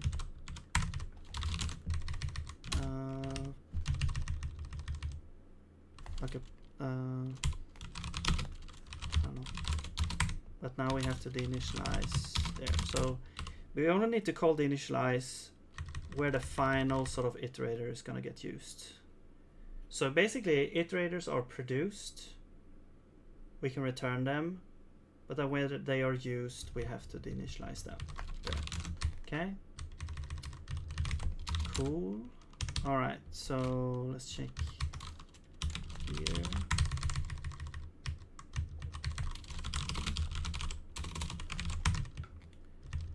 And this is now, oh yeah, we shouldn't pass them as pointers now. I wish there was a way to know if we need to call the initialize or not. Maybe that's impossible. I don't know. I think actually they were looking into doing that, but I don't know. Now we can actually do this. So, well, this was part of another function before, I think. This would be responses. This would be like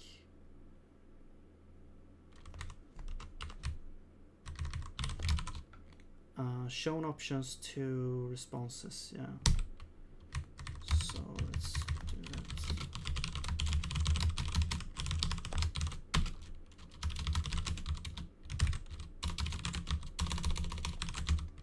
It's also nice to have one interface to work with instead of hundreds of types.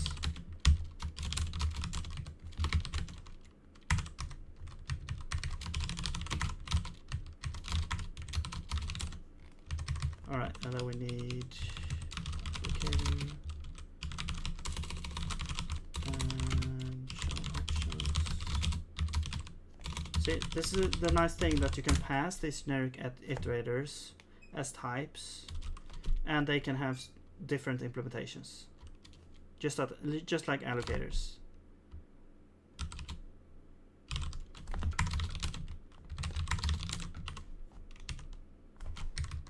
Responses is shown options to responses.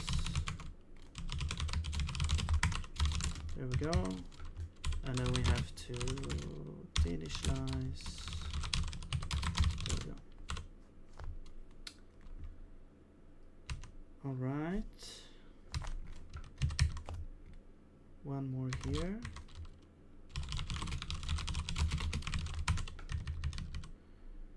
Wait, this is the same thing, I think?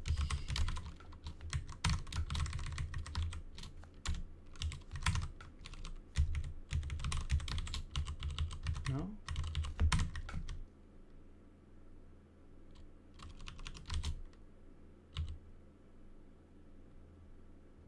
Info to response. Yeah, it's the same thing. Info to response.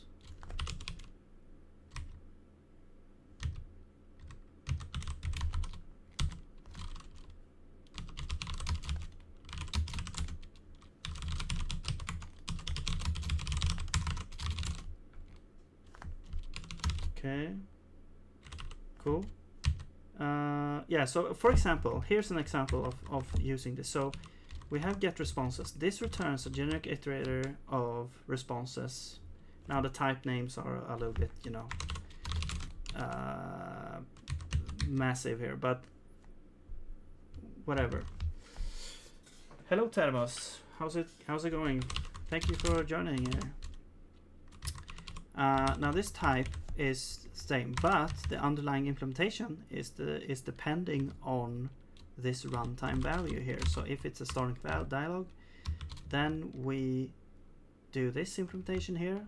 If it's not, then we do this implementation, which is an entirely different iterator, but it does return the same type. But it does have different underlying types. This is a slice iterator, and this is a map iterator on shown options.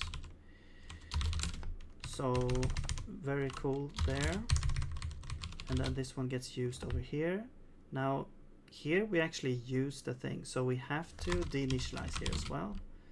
So this would be responses dot deinitialize. Right. All right. Now we get some errors. All right. So what's the issue here? 48 bytes in size, maximum is 40. Interesting. And this one says expected this to found that. Oh yeah, so we don't need to wait. Oh yeah, so this could be const, it doesn't matter. And this one should be const.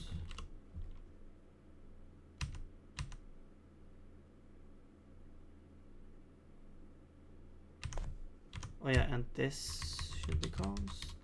So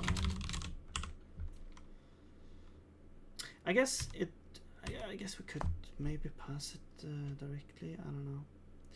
Okay, but that's all that. Now this one says that a bunch of different things are 48 bytes in size, maximum is 40. So let's check maybe this one. This is a pointer. And map is only a pointer there. So what could that be? Okay, let's check this log here.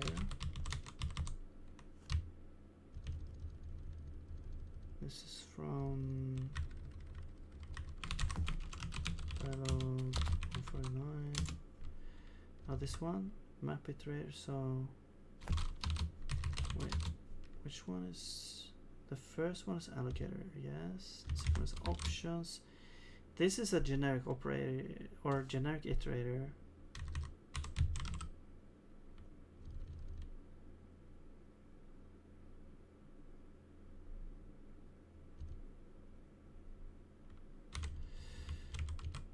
Well, okay. The problem here is that, well, wait. No, this is a generic iterator.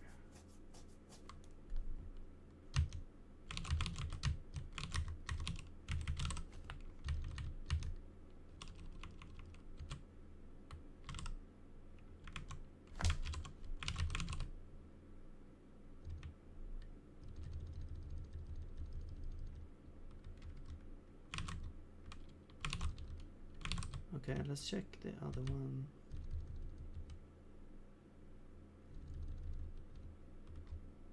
This one, dialog, no.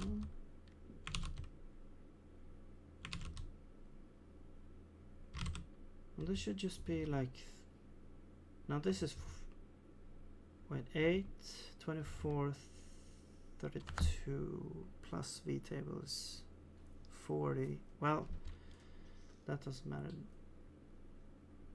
The size here should be 32.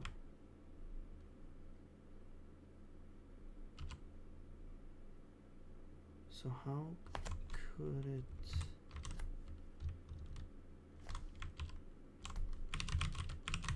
Okay, map. Right.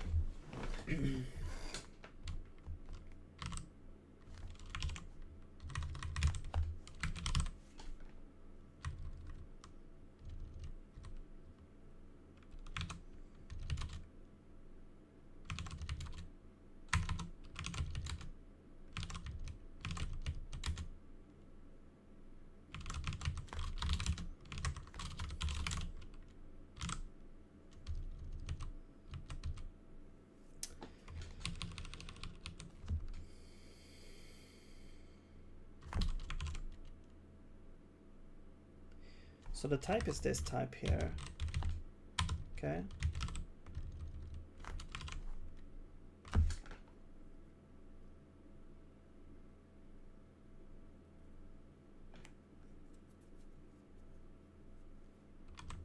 We should be like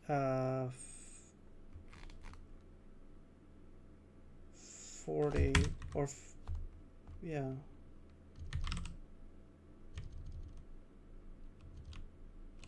So if we're checking type of it, oh yeah, so so there's two different types of validation, I guess. One is for checking the size of something that needs to be converted into a generic iterator, because that needs an additional vtable, so that's going to be 8 extra bytes.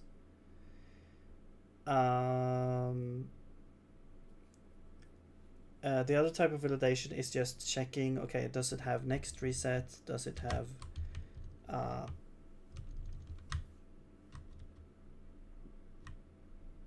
does it have the correct implementation? So I think what we'll do is we'll validate iterator interface.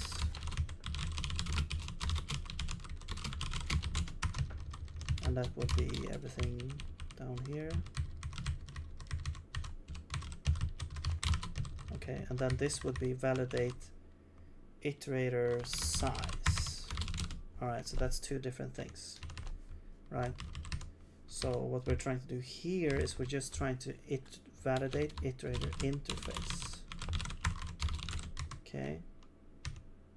And here we actually want to both validate interface, but also the size.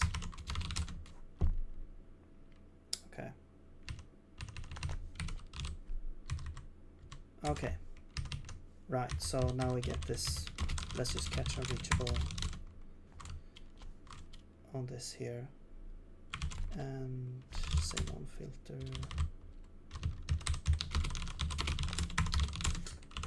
All right.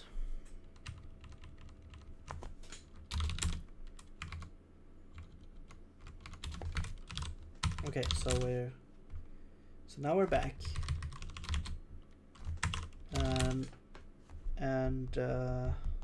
Yeah, so now we had to compromise a little bit, but we still get those major sort of one major upside of using these iterators is that we don't need to loop through the slices multiple times in order to have these generic functions that sort of, let's say you have a source slice with a bunch of keys, then you want to turn those keys into some data which you grab from somewhere else. You match those keys to data in a hash table perhaps, and then you want to map those values in something else. You want to filter on those with something else. At the end you spit out some results, and that's the thing that you want to use. So instead of if you want each step to be sort of composable and you want to be able to grab each one of those steps and use them in different places, well, if you just create a slice and then loop through, and each time, but because then each time you have to loop through this slice every time to do an operation. Now with iterators we don't have to do that. We just create a bunch of iterators that will basically define the chain of operations to happen on each item. So, and then when you actually want to use the data, that's when you actually go in and start iterating and grabbing the data. So that to me, I think that's a really nice upside to this. Now the downside is basically just there are basically no downsides in relative to that alternative, because we're still using allocators. The only time we're using allocators here is when we have to use higher order iterators right now. And I mean, okay, so let's just see if this works now. So let's just see if we still get this crash here. No, we don't, and it seems to work. Well, there we go. A crash. So we got a crash. Maybe that's not related, but we'll see. But at least it works a lot better, I think. I mean, we got through. Okay, so here we got our. Here we show that okay, we actually do get to this iterator now, so we don't get this weird vtable error that we had before, where it took from the wrong vtable and it did a infinite recursion. So let's go shown info iterator, and let's remove this debug log here. Okay, now what was the actual error? Segfault, the initial. Okay, so there's some the initialize error here. Interesting.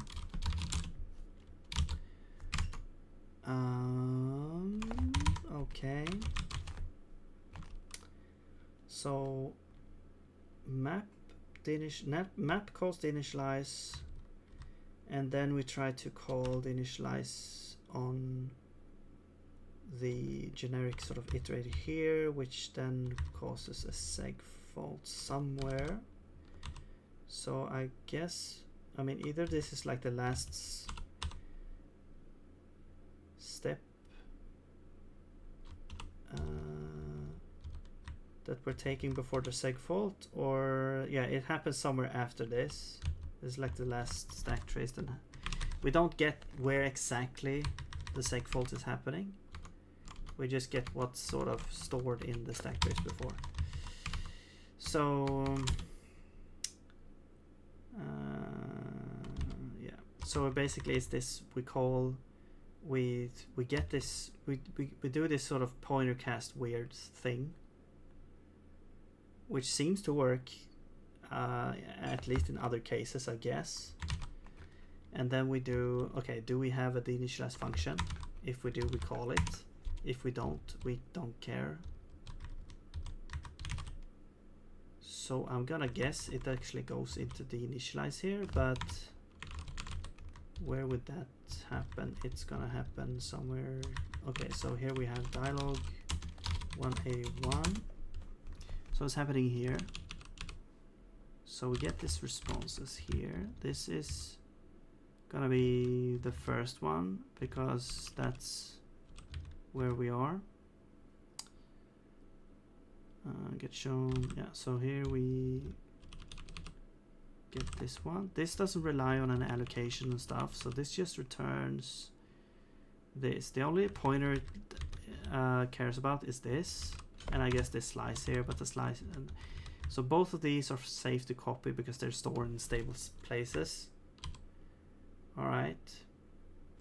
Well, I guess this one, no, that's a singleton, so that should actually just be stable. Also, this should be stable, I think. It doesn't really matter because we're not really using these like across frames and stuff. We're not really doing stuff that would make them invalidated. So, but here we are calling from, but that should just, you know, copy this data over like this.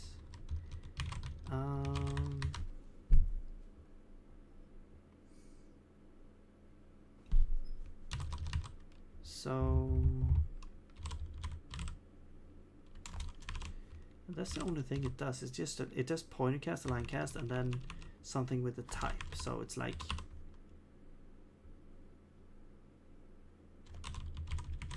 something with the alignment, you know.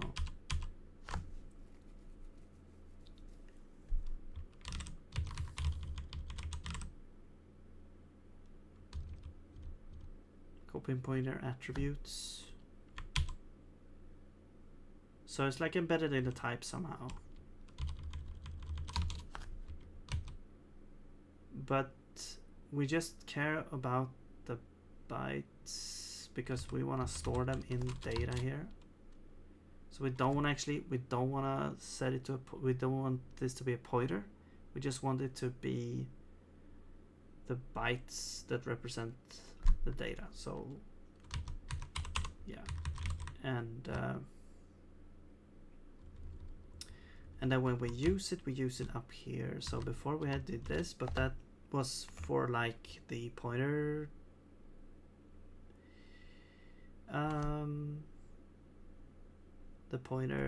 sort of version, but now we don't have a pointer, we have just an array, and so we cast that there. I mean, it could be just a case where you copy a value with an array in it, then that array simply doesn't copy properly. Like, I'm still not sure how Zig does that. I have to, maybe I'll make like a test for that or something. Just really get to grips with how that works. And I really don't want, you know, if we do like a release fast version, released optimized or whatever, and it just breaks everything.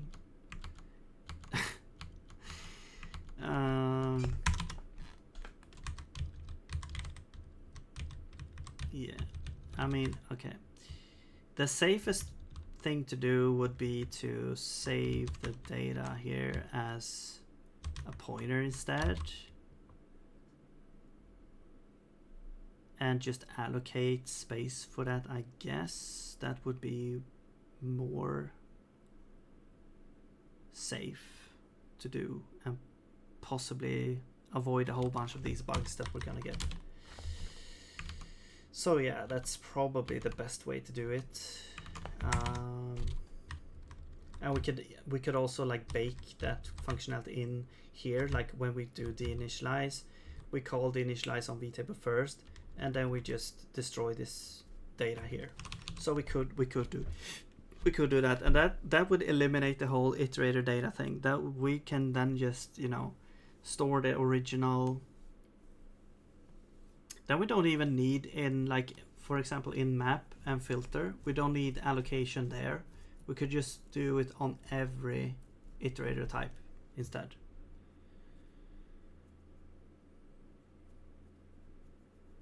That's probably a lot safer and more streamlined, I guess, as well. Should we do it? I mean, I think so. Because this just feels so volatile for some reason, and we're getting into issues now where we can't initialize. I'm not sure why. There might be some other issue to this. Let's just try and figure that out first. So it might be something with initialization here, that we're copying, we're returning this. Where is it? Dialog 181. We're deinitializing this here.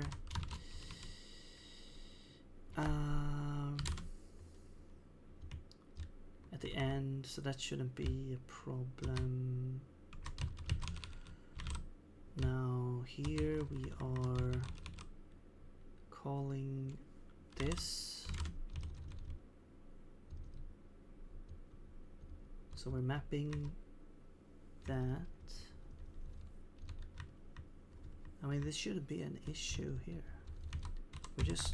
We're returning this. This should include a pointer, so it should be like just fully like copyable and stuff. I mean, okay, let's just do that. Let's just make this a lot safer here. So let's just make data. Now we don't actually need to worry about this iterator data. This shouldn't be referenced outside. Okay, except for here, which we shouldn't even have it here. Okay, so now actually, if we just, let's say we just remove this. Okay, we don't even need to validate the size anymore in that case, because that doesn't matter. What do we want to do? Remove that. We don't have data. This iterator is basically going to be pointless. Let's remove that. This is gonna be like, actually we could say iterator is gonna be the type of iterator,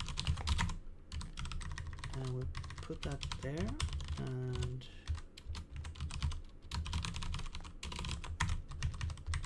yeah, place that everywhere.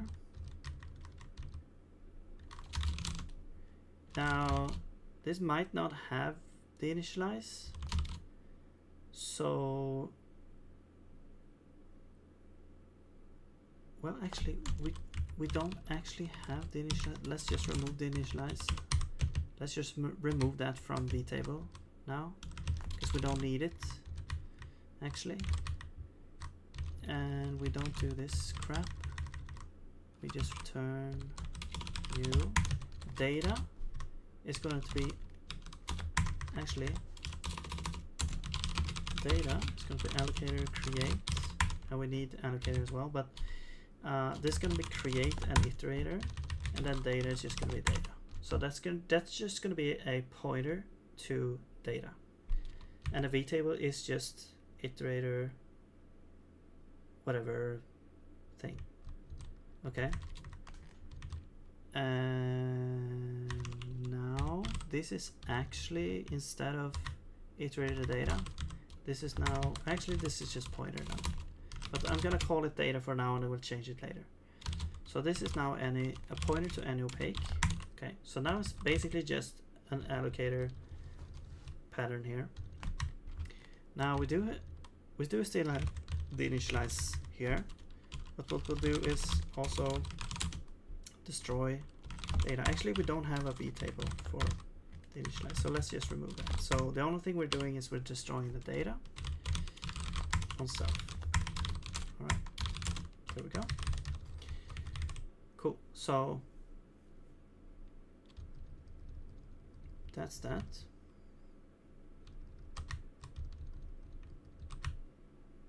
And the vtable, yeah, that should still be correct.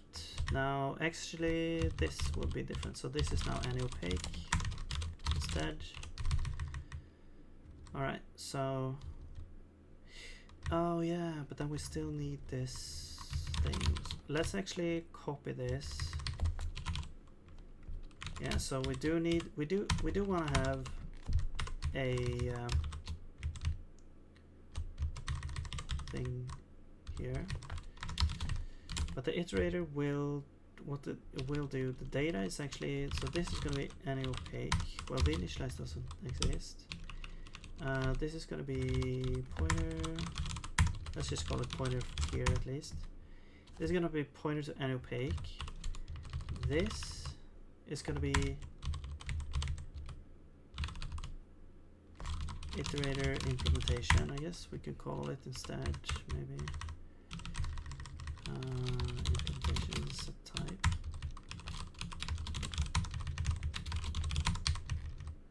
I'm not sure why it doesn't get the type thing, since it's like type of, but yeah.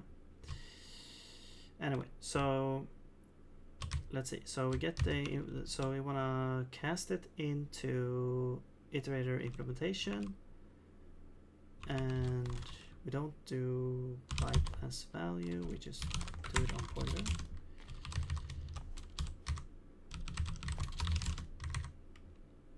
All right, and this is pointer to an opaque.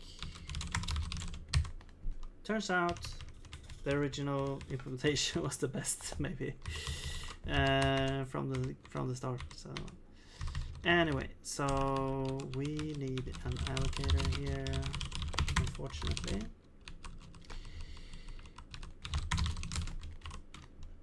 All right.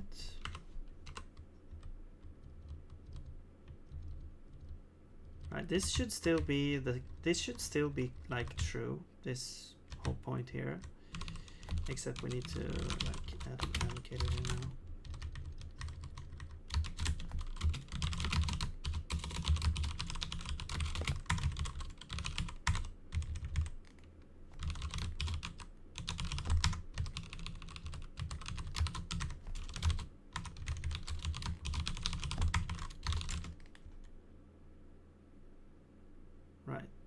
Now that's the type. So this would be like generic iterator of F32s.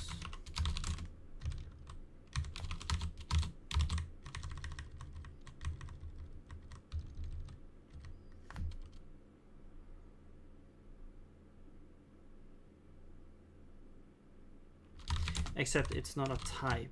It's just the iterator. Yeah. Yeah, we're not returning a type. We're returning an actual generic iterator here. All right. Now, right. So let's see. So this would be this. That's right. All right. I'm not sure if destroy, if we actually need to, like how, like, does this require any, yeah, this checks for the type. So I think we have to like do a pointer cast, a line cast here as well.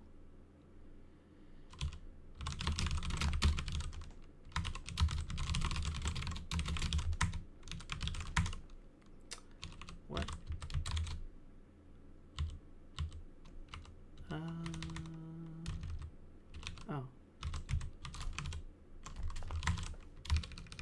So we'll do that, and then we will actually, yeah, destroy this thing.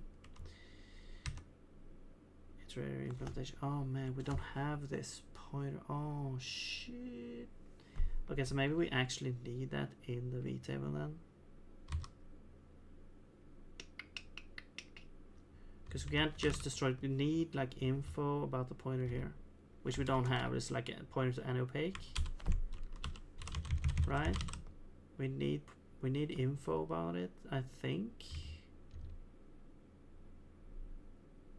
Like we can't send that into here.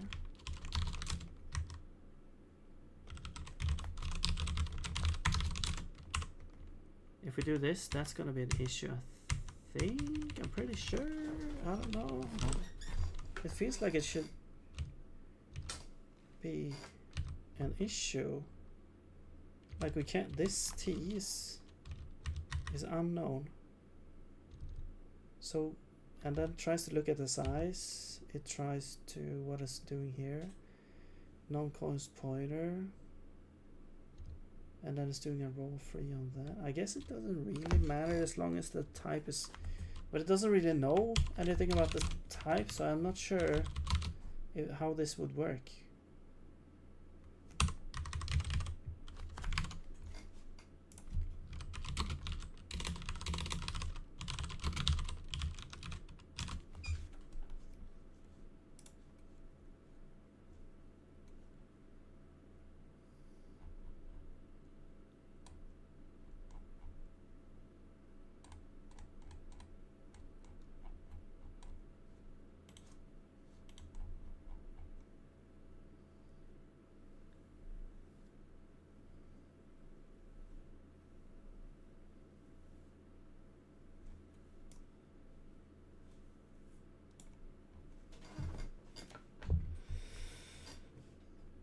Okay.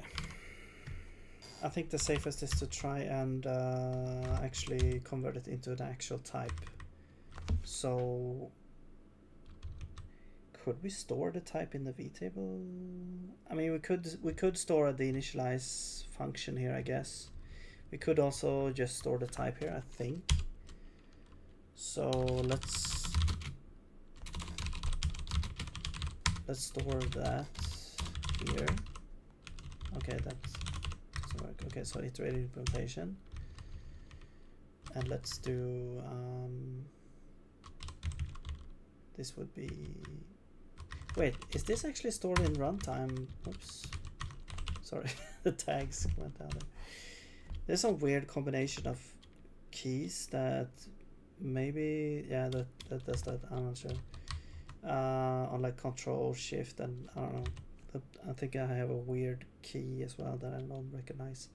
Okay, so iterator implementation. So how would this work like in runtime? Does this even work?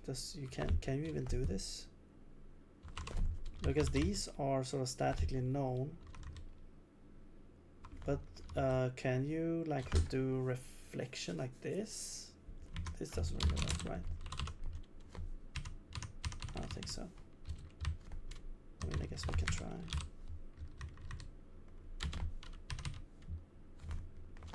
Comp time value.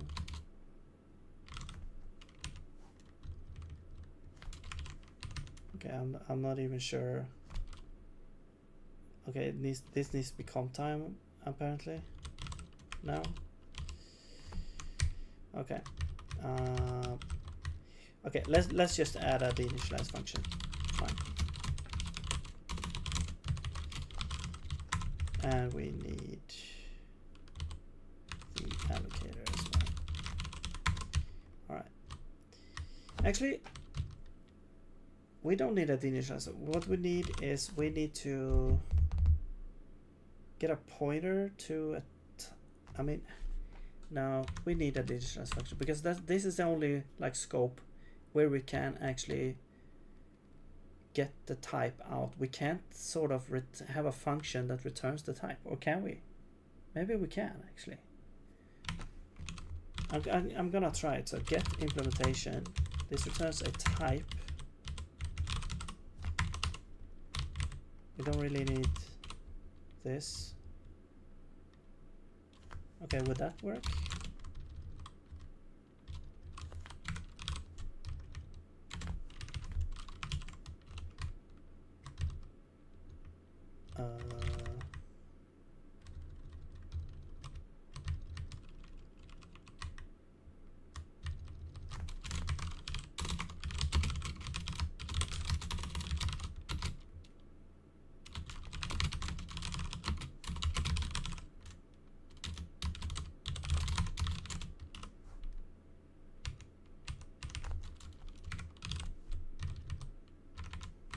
I don't know, it doesn't seem to solve anything.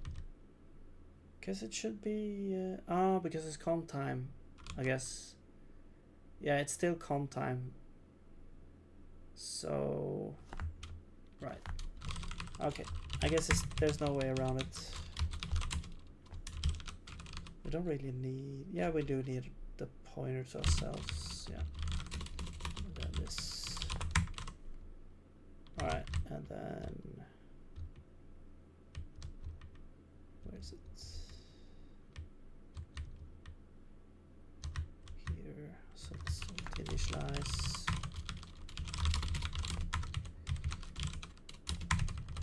Void.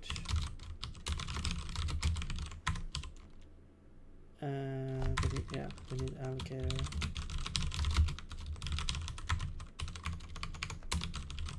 Now we can call allocator destroy on self. There we go. Functions. Well, that's silly because we can't actually... okay, this is one time where I think the shadow doesn't make sense because we don't even have access to the outer scope in here. Like we cannot actually call allocator. So this is where I think the sort of analness of this rule makes no sense. So okay, this would be a const. Well, I'm pretty sure. No, this doesn't capture. This can't work. You cannot capture this thing outside here. I don't think. I'm pretty sure you can't. Also, why am I still getting this error here? Oh, this isn't type, this is void.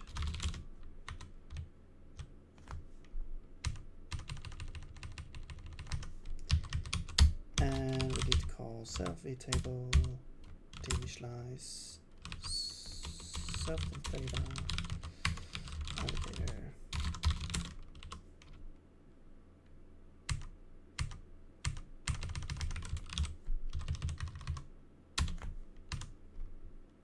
Right, so now every from needs an allocator. Fine.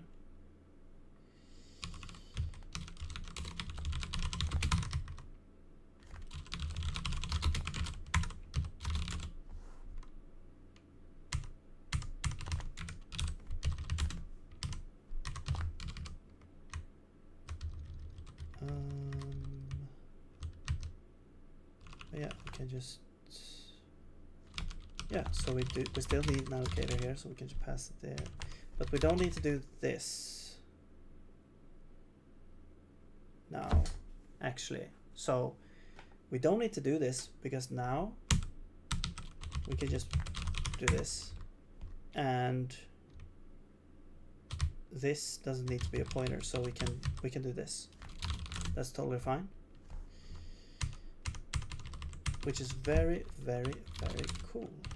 Okay, so let's go to filter and do the same thing here. So we don't need this, we don't need you to be a pointer here. There we go. Okay, we can delete that. Allocator needs to be in here. There we go. Right. Also here we can remove the initialize. Cool.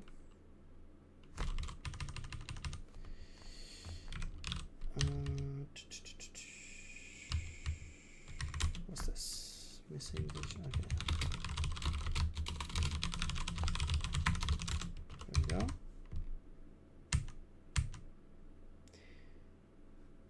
Any big found const function. Okay. Yeah. So okay, the thing doesn't. Okay, here we go. Here we go. It's not accessible. Okay. So why would it be subject to shadowing here? It doesn't make sense to me. This is where shadowing rules are way too strict, I feel like. I've always felt that way, that the shadowing rules are way too strict, because local variables should always, in my opinion, should always, like, I mean, I don't know. It just feels like local, you should be able to make a local variable that shadows an outer scope variable, because it's obvious that that's the thing that you're referring to. Now, if you want to actually be able to refer to the outer one, then you can name the local variable something else.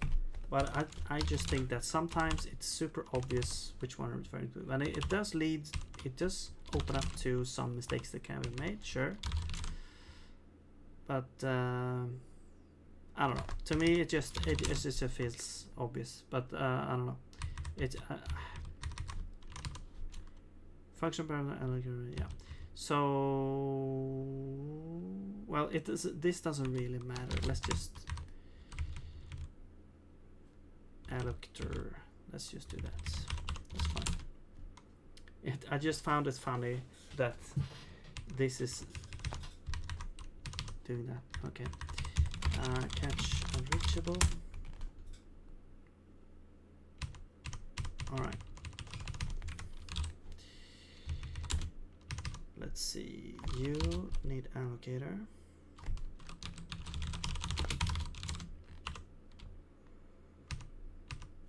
You also need allocator.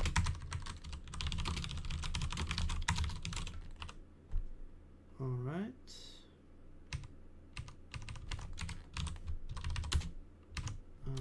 You need allocator, actually. Right.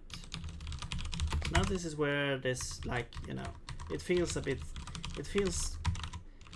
like we're going backwards now, since we have to put allocators everywhere here, and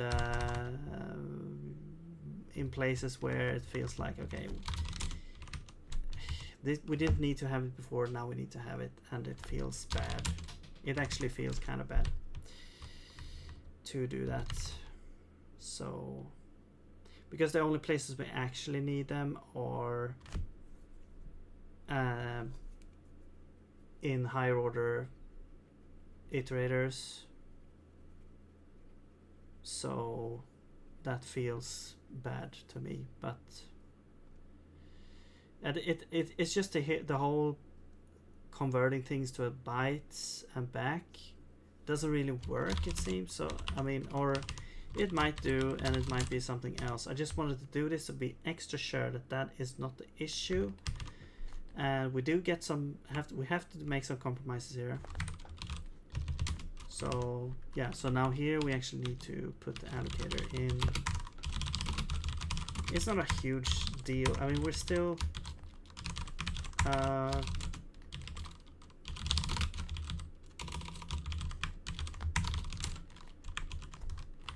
mean, allocator is such a, it's just a common thing to need, so it's not that big of a deal, I guess.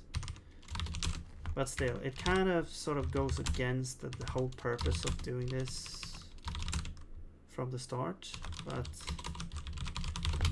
yeah, as I said, we might be able to maybe get a special kind of allocator in for iterators only that will, what the hell? Oh, that will sort of work with iterators only, and like is optimized to allocate a lot of small, very small packets of data, and because it's, at most is gonna be like 50 bytes or something, and it's gonna be happening a lot over a frame, let's say. And another thing is also like, it's not supposed to be kept across frames. So what we could do is we could do an early detection of maybe leaks there that you forgot to deallocate here, so we'll just panic out and show where it happened. You could maybe do that. And then also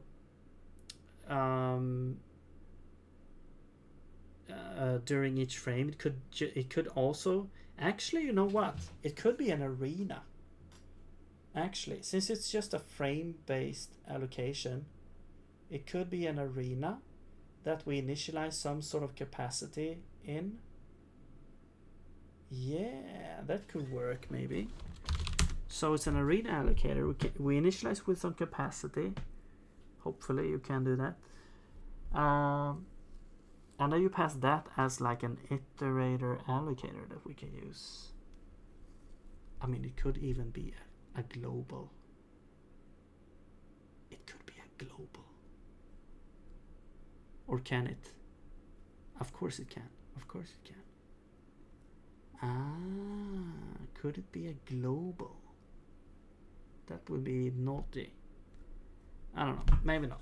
Because then you don't have to pass it around everywhere, you know. I'm just trying to make it more convenient here. Because, yeah. It's sort of... yeah, I don't know. Let's just forget it. So, let's just... Okay, so we're done with all that. We are calling the initialize and stuff. But I think that should be the way to go. I think an arena allocator that gets freed up every frame, because then we don't actually have to call the initialize whenever we need to use something. So as long as something is supposed to be only, the lifetime is only one frame, we could just destroy it at the end of each frame and keep the capacity around. Yeah. Okay. Anyway.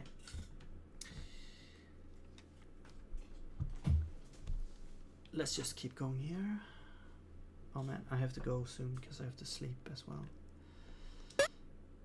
Oh, it crashed. Interesting. So now it crashes immediately. Sad face. Incorrect alignment. Interesting. Okay.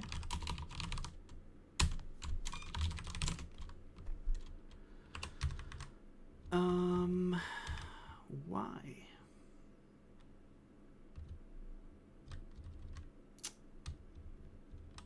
So we're creating... Oh. No, this is wrong. Yeah, okay. It makes sense. Okay, it makes sense why it was an error there. It makes a lot of sense. And it's good that I could fix it with that easily here. Oh, it still crashes. Okay. Also interesting. Segfault. Right. So we're back at the same issue, but now it's a I think it's a different. I think it's a different thing, because I think the other one was the initialize where it failed. Now it's next. It's a segfault on inner here. Okay, so that might be traceable pretty easily, perhaps. So this would be the inner part, right? That should be fully copyable. I mean, even the generic one should be copyable, because we're just copying the value, like the pointer, so that should point to the same place, you know. And then we go in here and we're allocating a map iterator, right?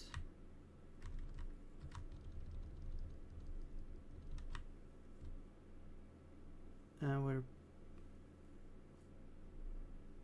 we have the shown options. That should be fine.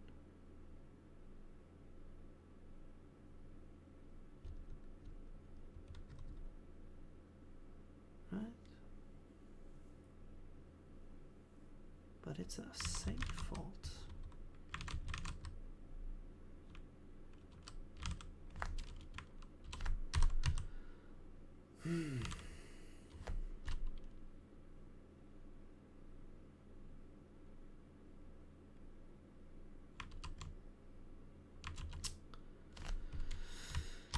Man, getting so much trouble from these iterators. I'm trying so hard to make this work. It just feels like it always feels like you're on the finish line here. But then there's always one more problem that keeps showing up.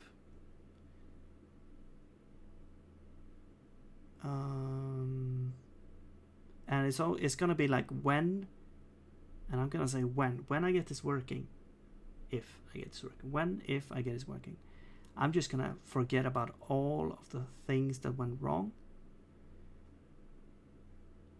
Yeah, that's what's gonna happen. It's like it's gonna go all like, that's usually what happens when you've worked with something for so long, and then just trying to fix something to get it working, you know. You're focusing so hard on the current issue, but then once you get it fixed, that all that information just vanishes. It feels like, and then it's like, okay, on to the next thing. And of course you can get reminded and stuff, but it's like that's just very efficient. Like, just get it out the door and in with the next issue to work on. But anyway, so there's a segfault here.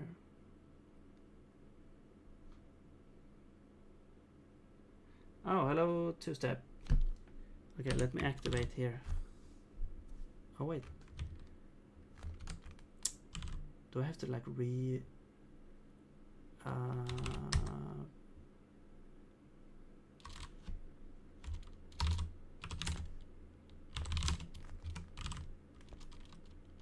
there we go. Okay, well, I don't see your message here, but hello Twist.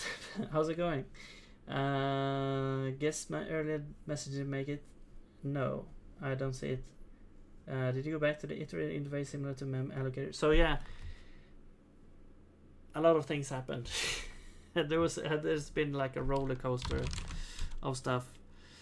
I actually thought for a second that I could have map iterator be sort of like this. Well, I can do it now because I've changed the way it works. So yeah, as you said, I've made it into an opaque now, And what I'm doing is I'm actually allocating the data. So that means that you don't have to. Well, for one, you can return the result, so you can return the iterator because the allocator, the data is allocated, so it doesn't matter where it is. But then, and then you also can compose without, like let's say where do we have our map iterator like thing here, like here for example. So we can make map iterator and we pass the thing directly. We don't have to pass a pointer to it or whatever. So that's really nice. However, the trade-off now is that we have to pass allocator to basically every iterator that we need to create. So that's the down size, or I mean the down what do you call it?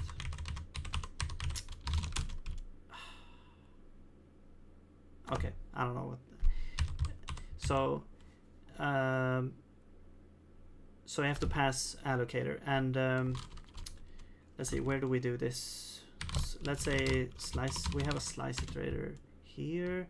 Here we have to pass an allocator. We didn't have to do that before, but it kind of makes sure that you can sort of return it, and it was kind of funky the way I did the you know, copy as bytes and stuff, like as bytes, and it just felt like it wasn't really safe to use like that. I don't know. But now we got a different issue here. So and also we have the initialize on iterator. However,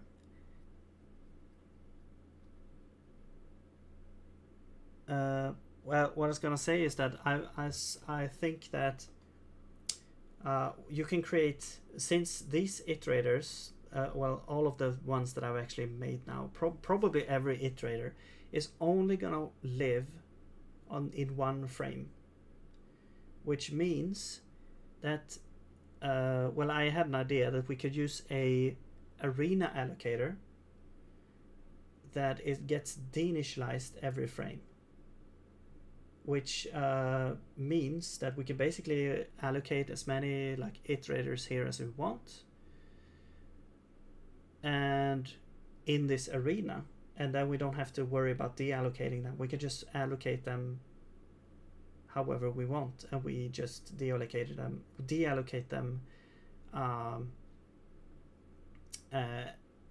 in sort of the update function or whatever at the end of each frame, or at the start of each frame, or whatever. We're resetting the arena basically. So, and then we just use that arena, and then we can also probably initialize it with some sort of capacity, perhaps, so that we don't do a bunch of syscalls. I mean, probably after one frame it's not gonna be well, actually, maybe when you reset it, I'm not sure if it keeps the capacity actually. Well, I think, yeah, I think you can do keep the capacity.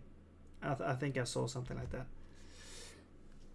But that would be one way of like optimizing, you know, and so you don't have to call deinitialize on every iterator that you want to use as well. So and the way, the initialize, but let's say you have a map iterator. Actually, this is bad. I just realized the map iterator, this needs to call deinitialize on inner.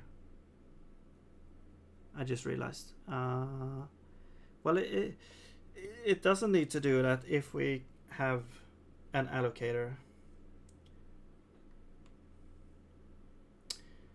Oh, I see. I don't see any dropped frames. I did have some choppiness in my last stream.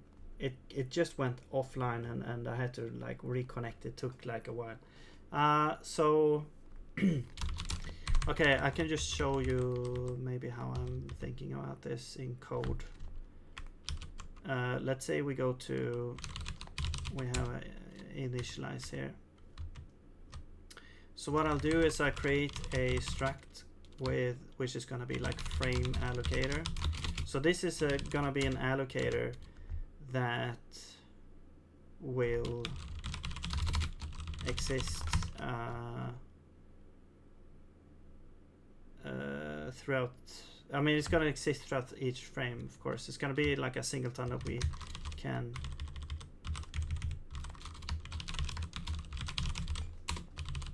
Let's see here, and then let's say we have that's the frame allocator, and we'll have an arena.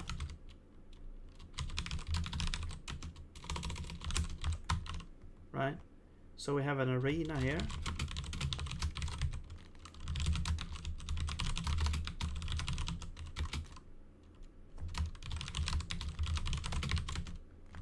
We'll return this here.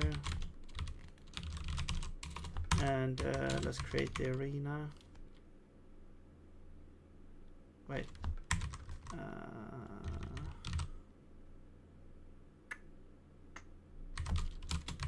Okay, so arena is gonna be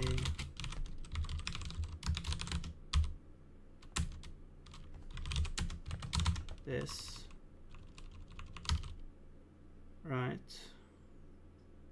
So then we just have this promote, okay, but this is not okay, but that should be fine. But then this allocator should be arena.allocator, but I'm not sure if how. Wait, why is this not working now? It's because of this.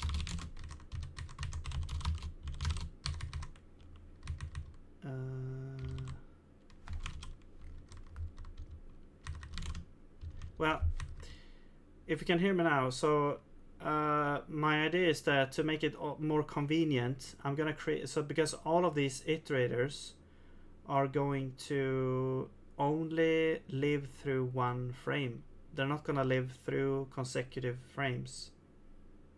So my idea is that I create an arena allocator that's gonna be deinitialized or reset every frame, so that you don't have to call deinitialize on all the iterators. It's gonna be a weird kind of rule that only applies to iterators, so you would have to like remember that. But I don't know.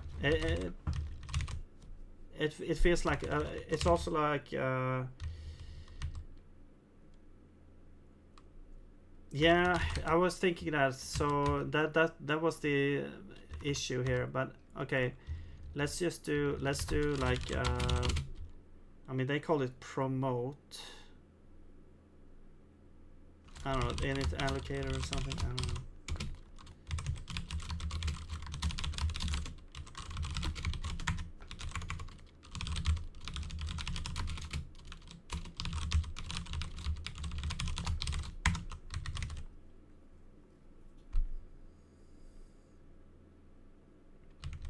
It's just for convenience to have it there.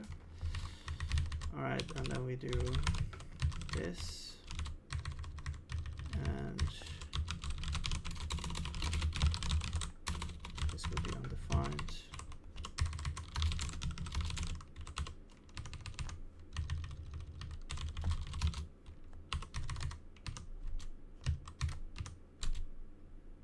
Oh. That was the issue, maybe. Okay. So we'll do that. We'll get the frame out. We'll get this.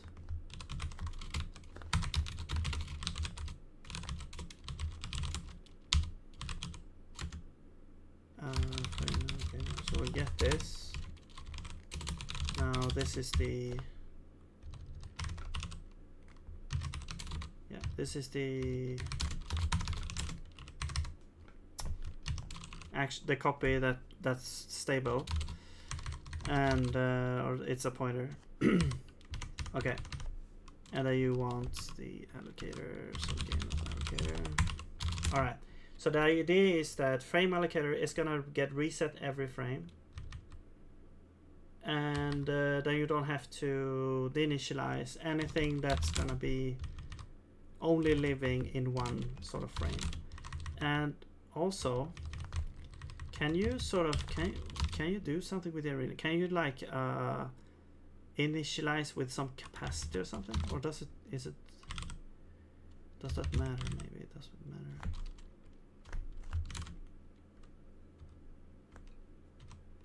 It's gonna get some sort of capacity and then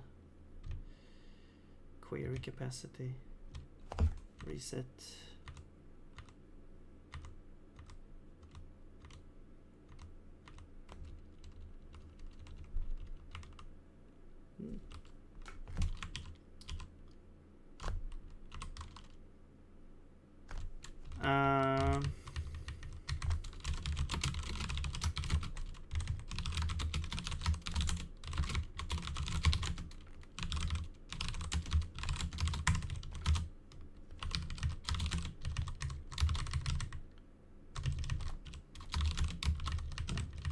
I usually have this like init first, and then let's do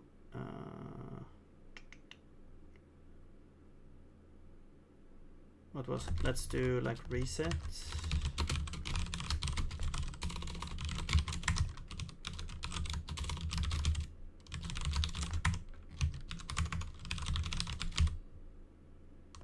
Reset. Retain with limit. Retain capacity. What the hell is this?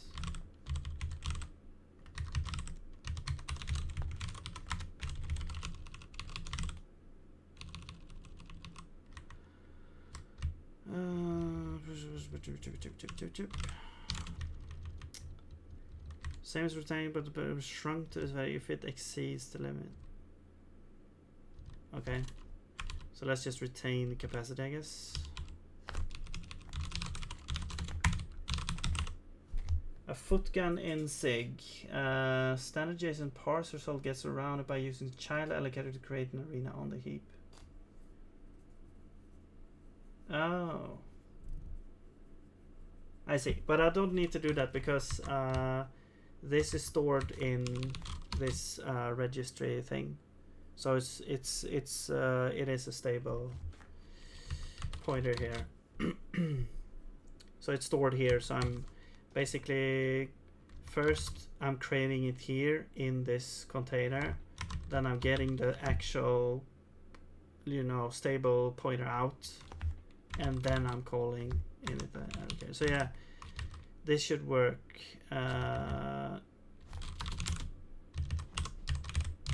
But yeah, it is a little quirky there.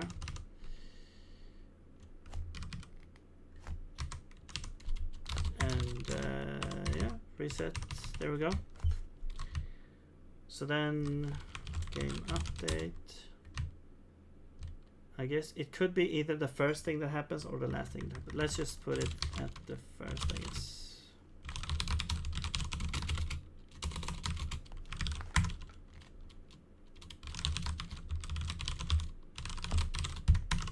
Set that.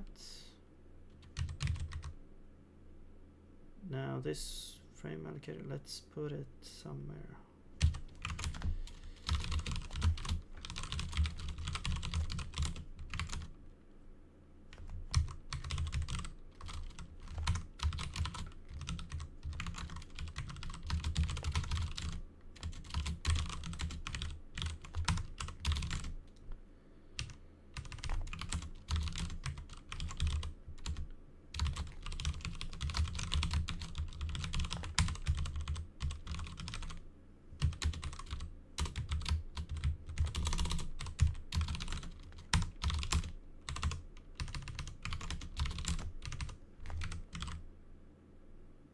There we go. Now I can see. Now we can see here. I need to go soon. You can see the time here. I need to sleep. I just want to. Well, we're not gonna get to the issue here because the issue is.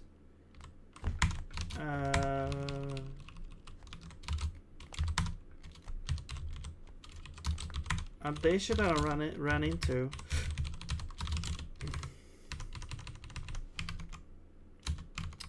Why is that? They're all public. So I get a seg fault, but I'm not sure why. But there we go. Okay, so now we can use that allocator at least to get that. But I'm not sure that's not the issue. So can I run this now? Do I have also the initialize? Yeah, the initialize.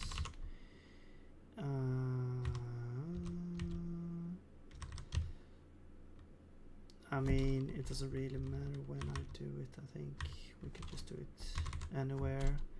Oh yeah, we have to do it here before registry the initialize. So this could be frame allocator dot initialize. All right. So no more errors. Oh, here's an error. Reset mode does not support. Oh. There we go. Value of type boolean. Okay. So this, what is return whether the reset operation was successful or not. If the reallocation failed, false reallocation. Wait. Resets the arena allocated freeze all allocated memory. Mode defines currently allocated memory is handled. See the variant documentation for reset. Okay. Function return reallocation failed. False return arena. The arena will still be fully functional in that case. All memory is released. Future allocations just might be slower. But why would it need to reallocate?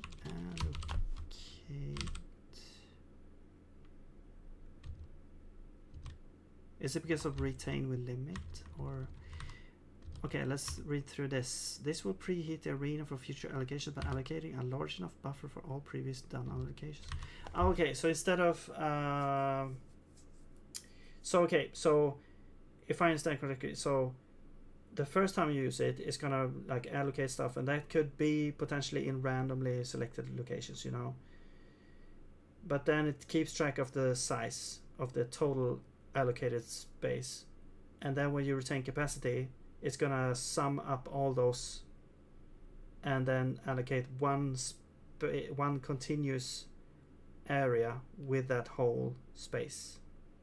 Okay. Yeah, that should work. So it doesn't really matter if it succeeds or not, I guess. It's too bad if it can't do it.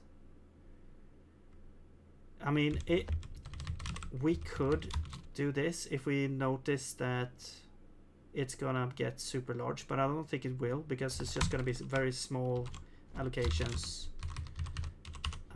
throughout the frame. So yeah, it should work. It should work pretty good. Okay, so let's show this issue that we have here.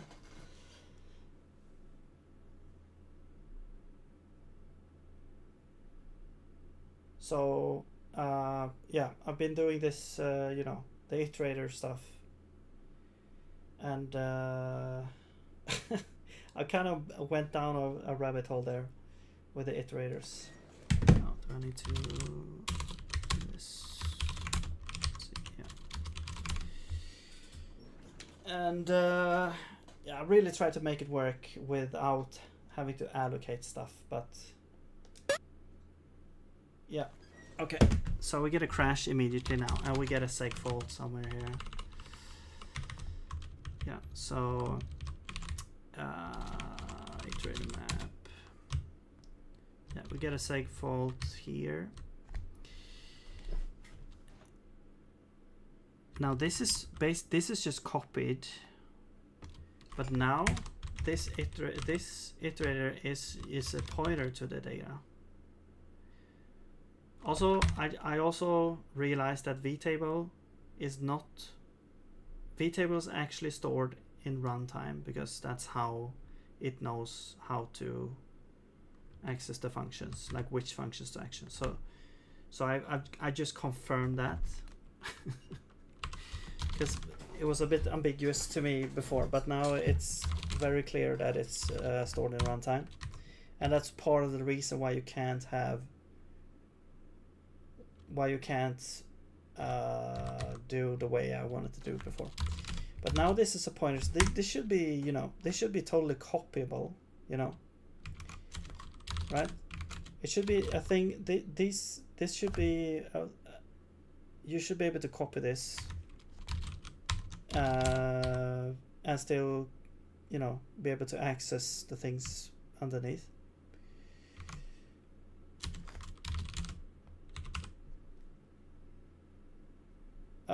Yeah. So the point at where I left last stream was that we got a recursive call. I'm not sure if that's what you were referring to. And well, actually I managed to get it work basically last stream, but I think there were some issues still. It didn't crash, but there were some other issues.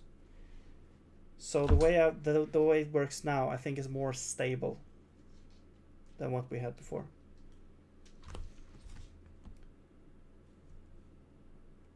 So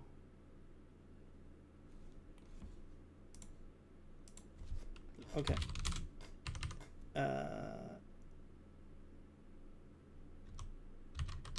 Let's see. But now I need to. I want to figure out, because the underlying, now the segfault comes from calling this function, I think, or it comes from something happening in here. I think it could be something happening in here that causes the segfault, perhaps. I mean, we're just calling next on this. So if we go here and we check, okay, where is this happening? It's happening here. Okay, dialog. So it's happening here. Now what is this?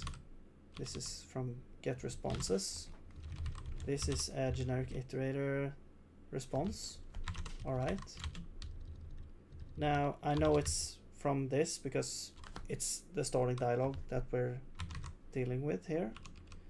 And we have this, which is also a generic iterator. And this one is basically just well, it is a bit, it is a lot of stuff happening here, I guess. Yeah, well, not a lot, but this iterator is pretty simple as well.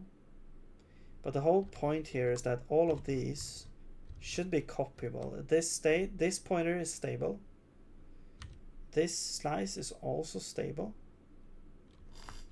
I'm pretty sure, actually, at least. All right. The keys, yeah, they come from a dialog component options. Dialog component itself is a stable pointer, but this is a pointer itself, which is actually a statically known slice, so that should like always be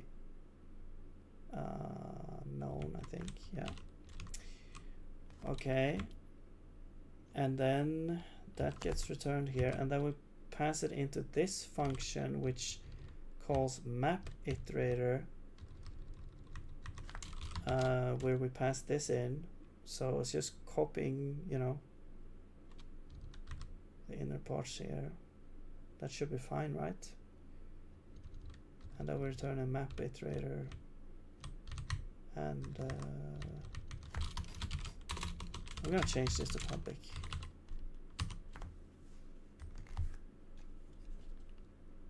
Yeah, so there's a, you know,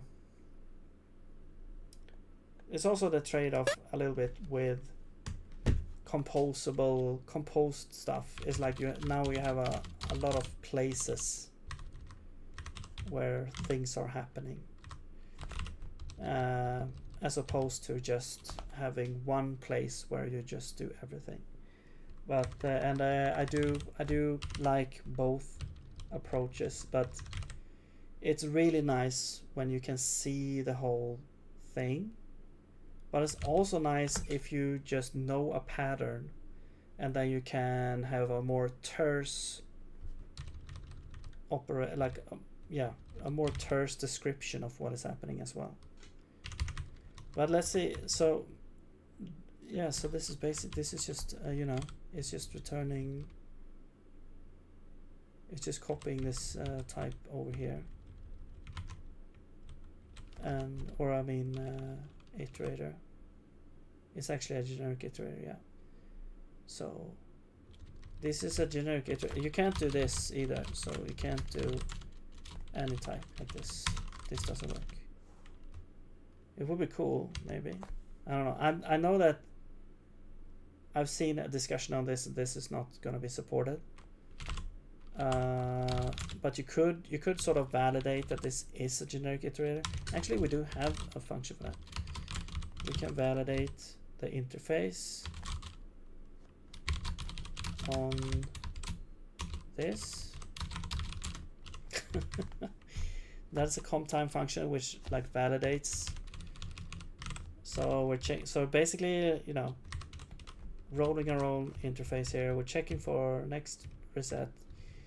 We're checking the return type, and we have a bunch of error messages that is for that as well. And yeah, let's see. But the issue, I mean, I don't really understand where it goes wrong.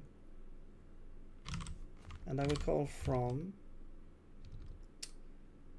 and yeah, this is the old implementation. I'm just gonna delete this. So we're validating the interface there. We are. So we're not dealing with the, you know, the array of whatever it was, 32 bytes or 24 bytes. We're not dealing with that anymore because we're having the opaque pointer instead.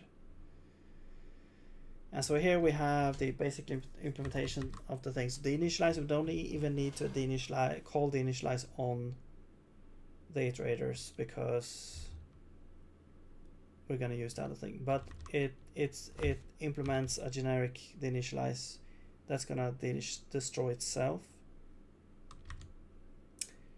which is the pointer to the opaque basically.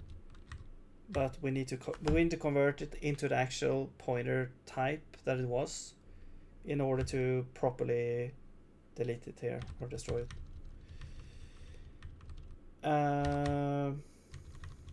Unless we do the arena reset, you know, then we don't even need to call this function and we just forget it. Okay, and next just calls next on this type here. So we pointer cast, align cast. Right? Isn't this how the allocator does it?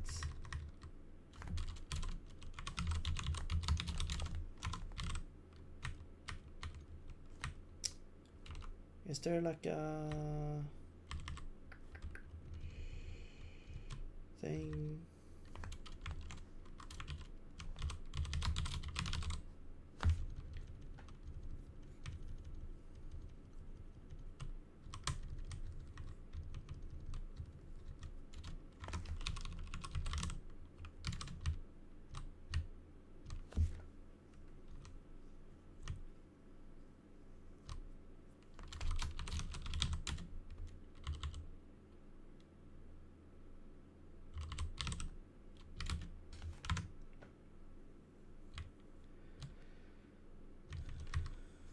Yeah, it just does this.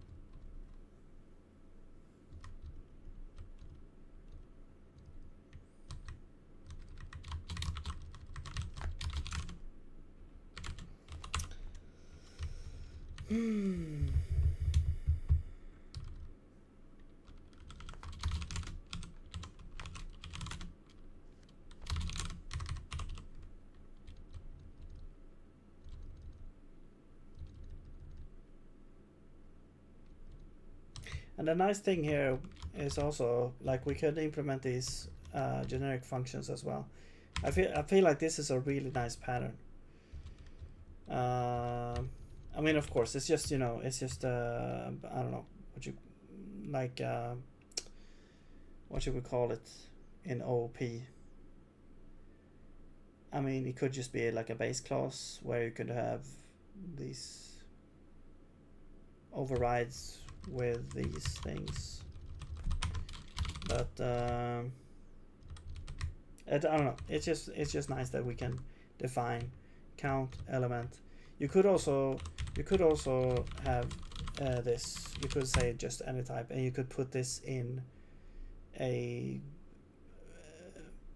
like anywhere else as well. It doesn't have to be in this context. And they just, okay, anything that you call next on, we can calculate the length. However, this is also now, oh, it's yeah, okay, this kind of this assumes that we can copy this, which we cannot really do anymore, actually. So we actually need to call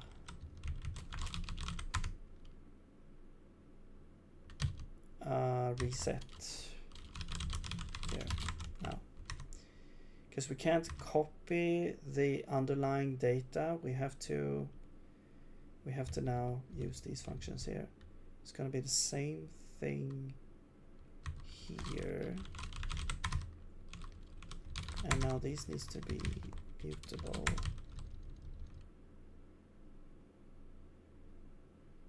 Wait, do they need to be mutable? Yeah, I think so. And then that would be next, and then at the end we want to reset. Actually, maybe we want to save the state, or we could say resets returns element at index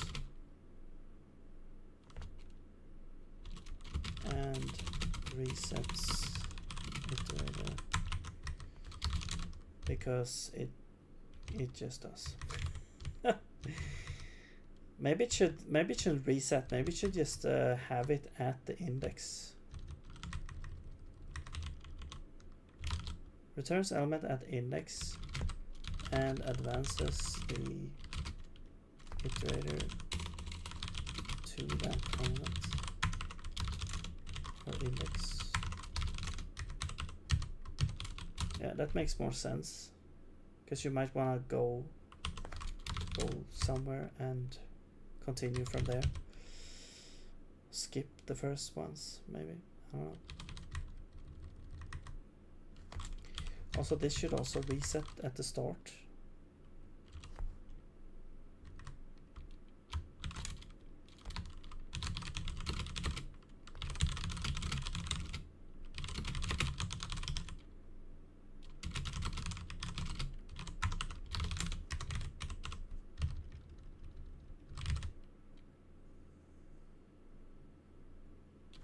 Alright, anyway.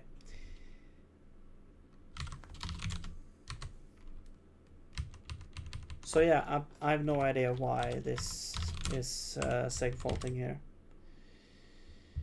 I might be missing something obvious, but it is a little bit of pain in the ass to have to go through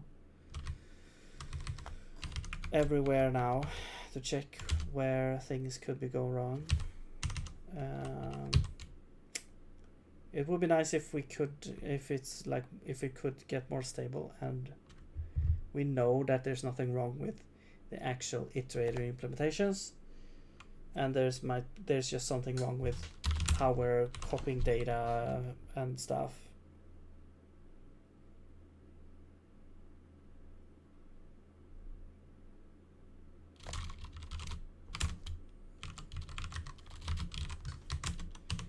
So I'm gonna see here again.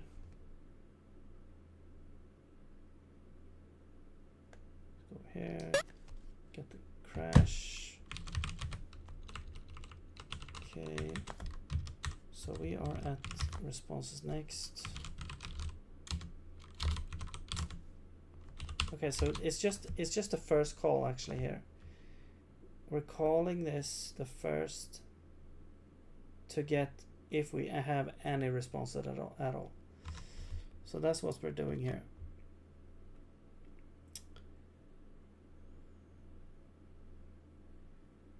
And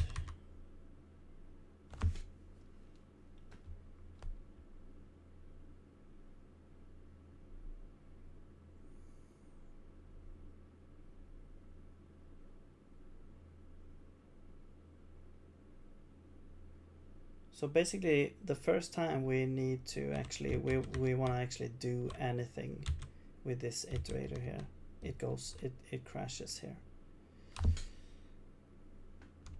So it goes in here and then it goes into the V table. It calls next on map. So it should be this one. So it calls next here and then inner, it fails. So I want to check. Okay, let's log this out.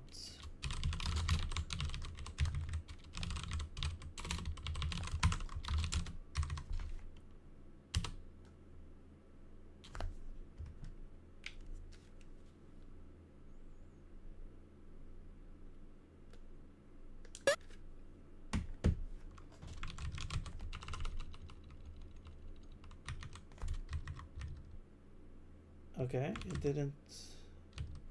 Wait. Oh. Okay, so it can't log it. So there's some issue with actually looking at the data. So well, it tells me that the inner thing is like. Okay, it doesn't work. So well, what we could do, maybe we could check the value of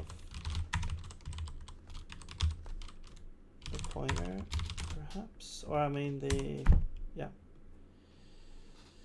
I think this will show the pointer address, maybe. I don't know. Yeah, so it's like a stupid pointer here. Okay.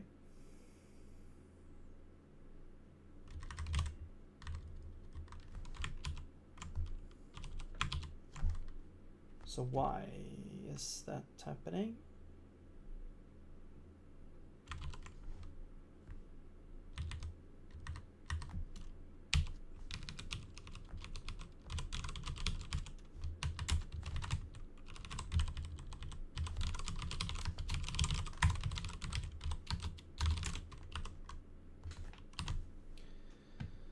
Should inner maybe be a pointer? I don't think it has to be a pointer. That I don't want it to be a pointer, because if it's a pointer, then I can't really use it the way I want to. Then I have to allocate that as well, which was sort of like, okay, so here you can see at this point this object, the shown options, you know, it's on this, it's over here. Okay, so here it's valid. Once we call it with map iterator here, apparently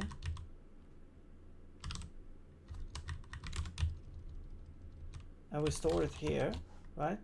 We're just storing, we're copying the values inside, which is a generic iterator, which is gonna be these two pointers, right? It's just copying two pointers.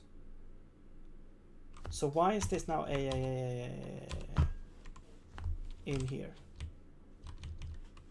Or at least maybe it's not in here. Maybe it's like when. Wait, do we? properly populate this? Oh, we're just creating here. Oh, wait. Okay, I'm stupid, I think, yeah. I'm just stupid. Wait, where is that thing? Iterator. Okay, we need to populate this. There we go.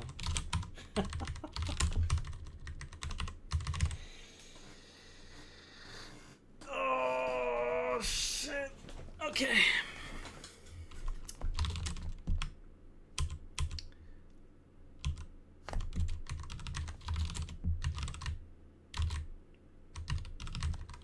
I guess we can keep these now.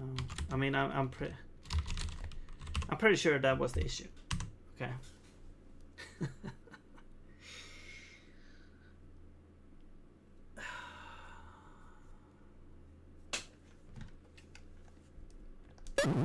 Yeah. Okay, now it works perfectly here. Let's just double check. I mean, I guess we can talk to the other guy. Yeah. All right. Whoa! Holy shit! There's a lot of leaks.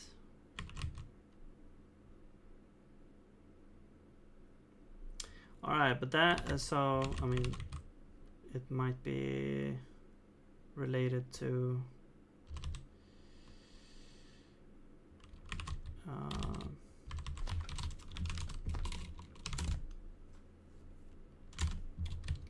Yeah. So it's like if you have a map iterator, it's not gonna deinitialize the inner iterator. So that's why we have a bunch of leaks. But now let's just fix that real quick here. So we get the allocator. The allocator should be the iterator or the frame allocator or whatever. Should we make that explicit actually, that we need a frame allocator? That's probably a good idea.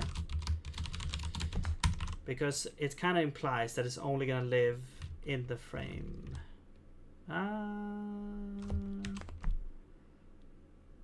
But should this be the place to decide that? Okay, well, let's just...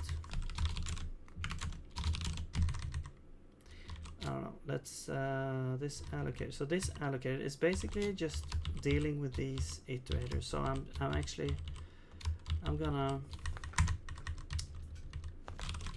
frame allocator.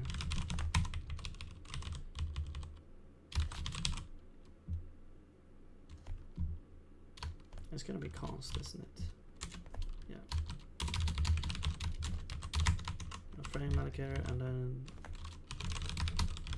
it's gonna be a bit annoying to have to pass this around everywhere, but it's gonna solve the issue. So get responses. All right, so we don't have to deinitialize now. There we go.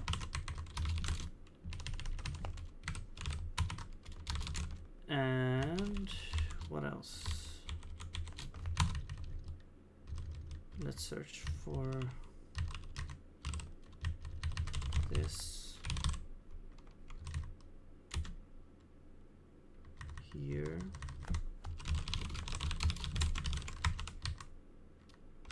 I don't think we need allocator now. There's no frame allocator. And we don't deinitialize.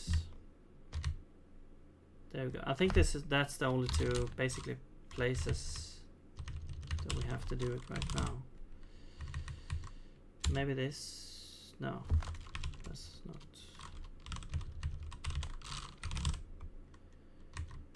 And we don't have filter allocator that we're using, or yeah. So, or what am I saying? Filter iterator. No. So let's see if we get a whole bunch of allocation errors now, or if it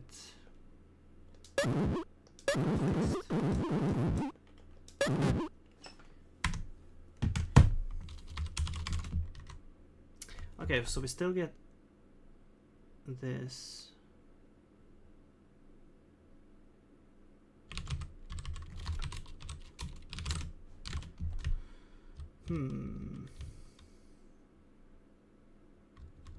Shown infos from, is that the only? Okay, so it's only shown infos.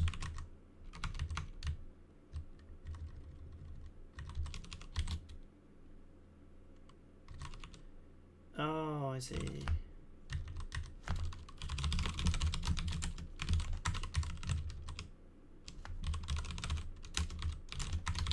There we go. Yeah, it's gonna be like, you know, you have to remember that, okay, you have to use the frame allocator for stuff that is only living through the frame. I mean, I guess it's not that hard to remember, but okay, there we go. No leaks, and it's gonna, you know, it's each frame is gonna reset. Great, and we don't have to deinitialize. Cool. And also, it's gonna keep, you know, it's gonna keep the capacity.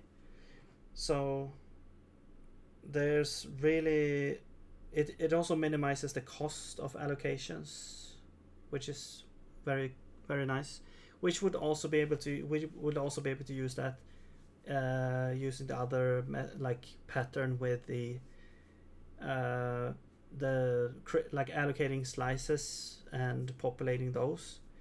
However, the upside of this, like computationally, is that instead of pre-building a bunch of slices that we loop through like 3 or 4 times, we can build our like operations on the original slice with different like iterators, and then when we call next, that's when we actually do the work.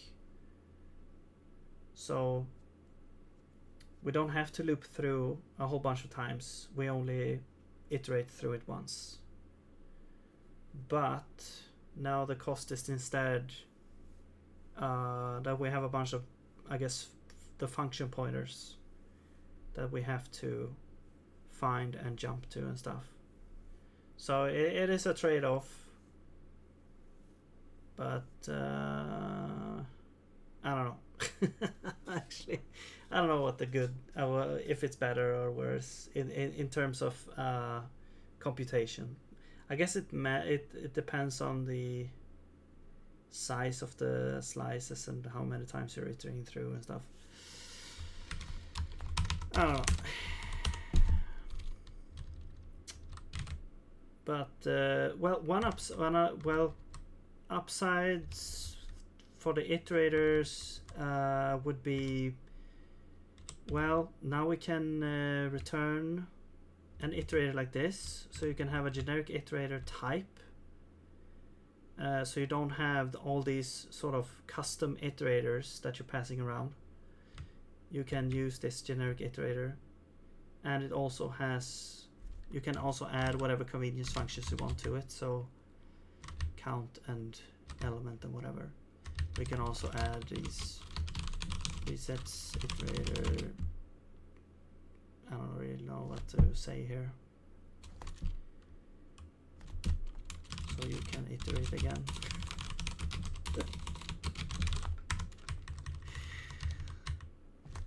Alright, I don't know. So yeah, so that's nice because every function you add here is gonna be enhancing every iterator that you have. Yeah, there are fewer. Well, now that we're allocating each iterator, like you are allocating a small amount of data for each iterator that is needed for the iterator to work, like index, a pointer to the slice and stuff, or a pointer to another iterator. So there are a bunch of like small allocations, but if we have capacity in the allocator, I don't think that's a huge impact. So before we had to allocate, I guess, a list of a huge or a larger chunk each time. Now we're allocating a bunch of small like things instead. So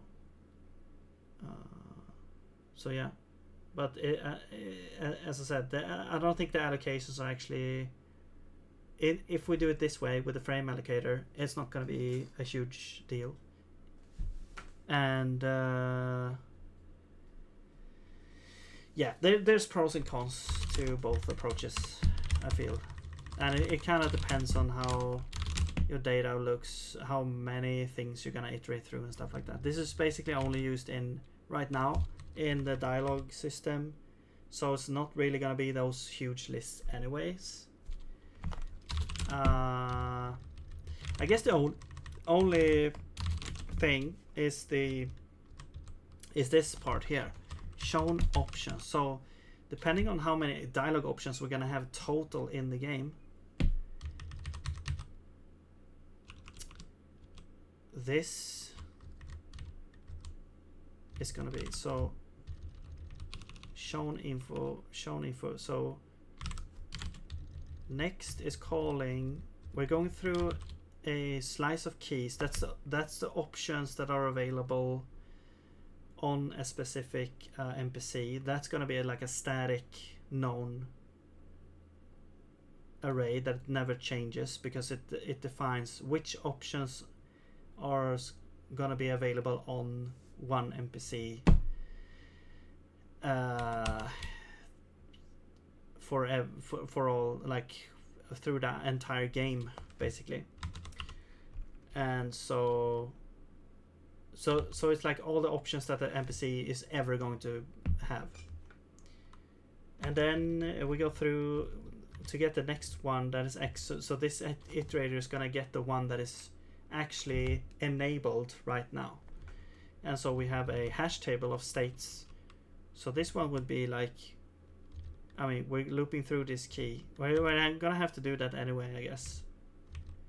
And then we're doing a hash table lookup, and we return this thing if it's shown. Otherwise, we filter to the next one. But this one actually, since it does a hash table lookup, it shouldn't be that much of an issue. Yeah. Yeah, I mean, it seems like less bytes allocated overall, especially if the slice is growing. Yeah. It probably should be. Yeah. Since the iterators themselves, they aren't that big, and they are not gonna sort of grow at the same, like in the same way. They're only gonna grow if we're gonna add more functionality, and that will add more iterators that we need to have. But the dialogue options, they are gonna grow a lot more. Yeah. So it's probably better in that sense. All right, but I really have to go and sleep now. But okay, cool. So we actually got it working. So it's been a real rabbit hole with these iterators to get something that actually works. And it turns out that we had to do it the way the standard library does it. Okay. Well, I technically we could still use the array with bytes thing for we could still use array with bytes, and then only the higher order iterators will allocate the thing. But it's just no. Let's just have it streamlined, so it's all the same. Because it's just yeah. Thanks. Yeah. Well, I'm gonna leave it there. So thanks so much for joining me, and thanks for watching. And yeah, I'll see you next time.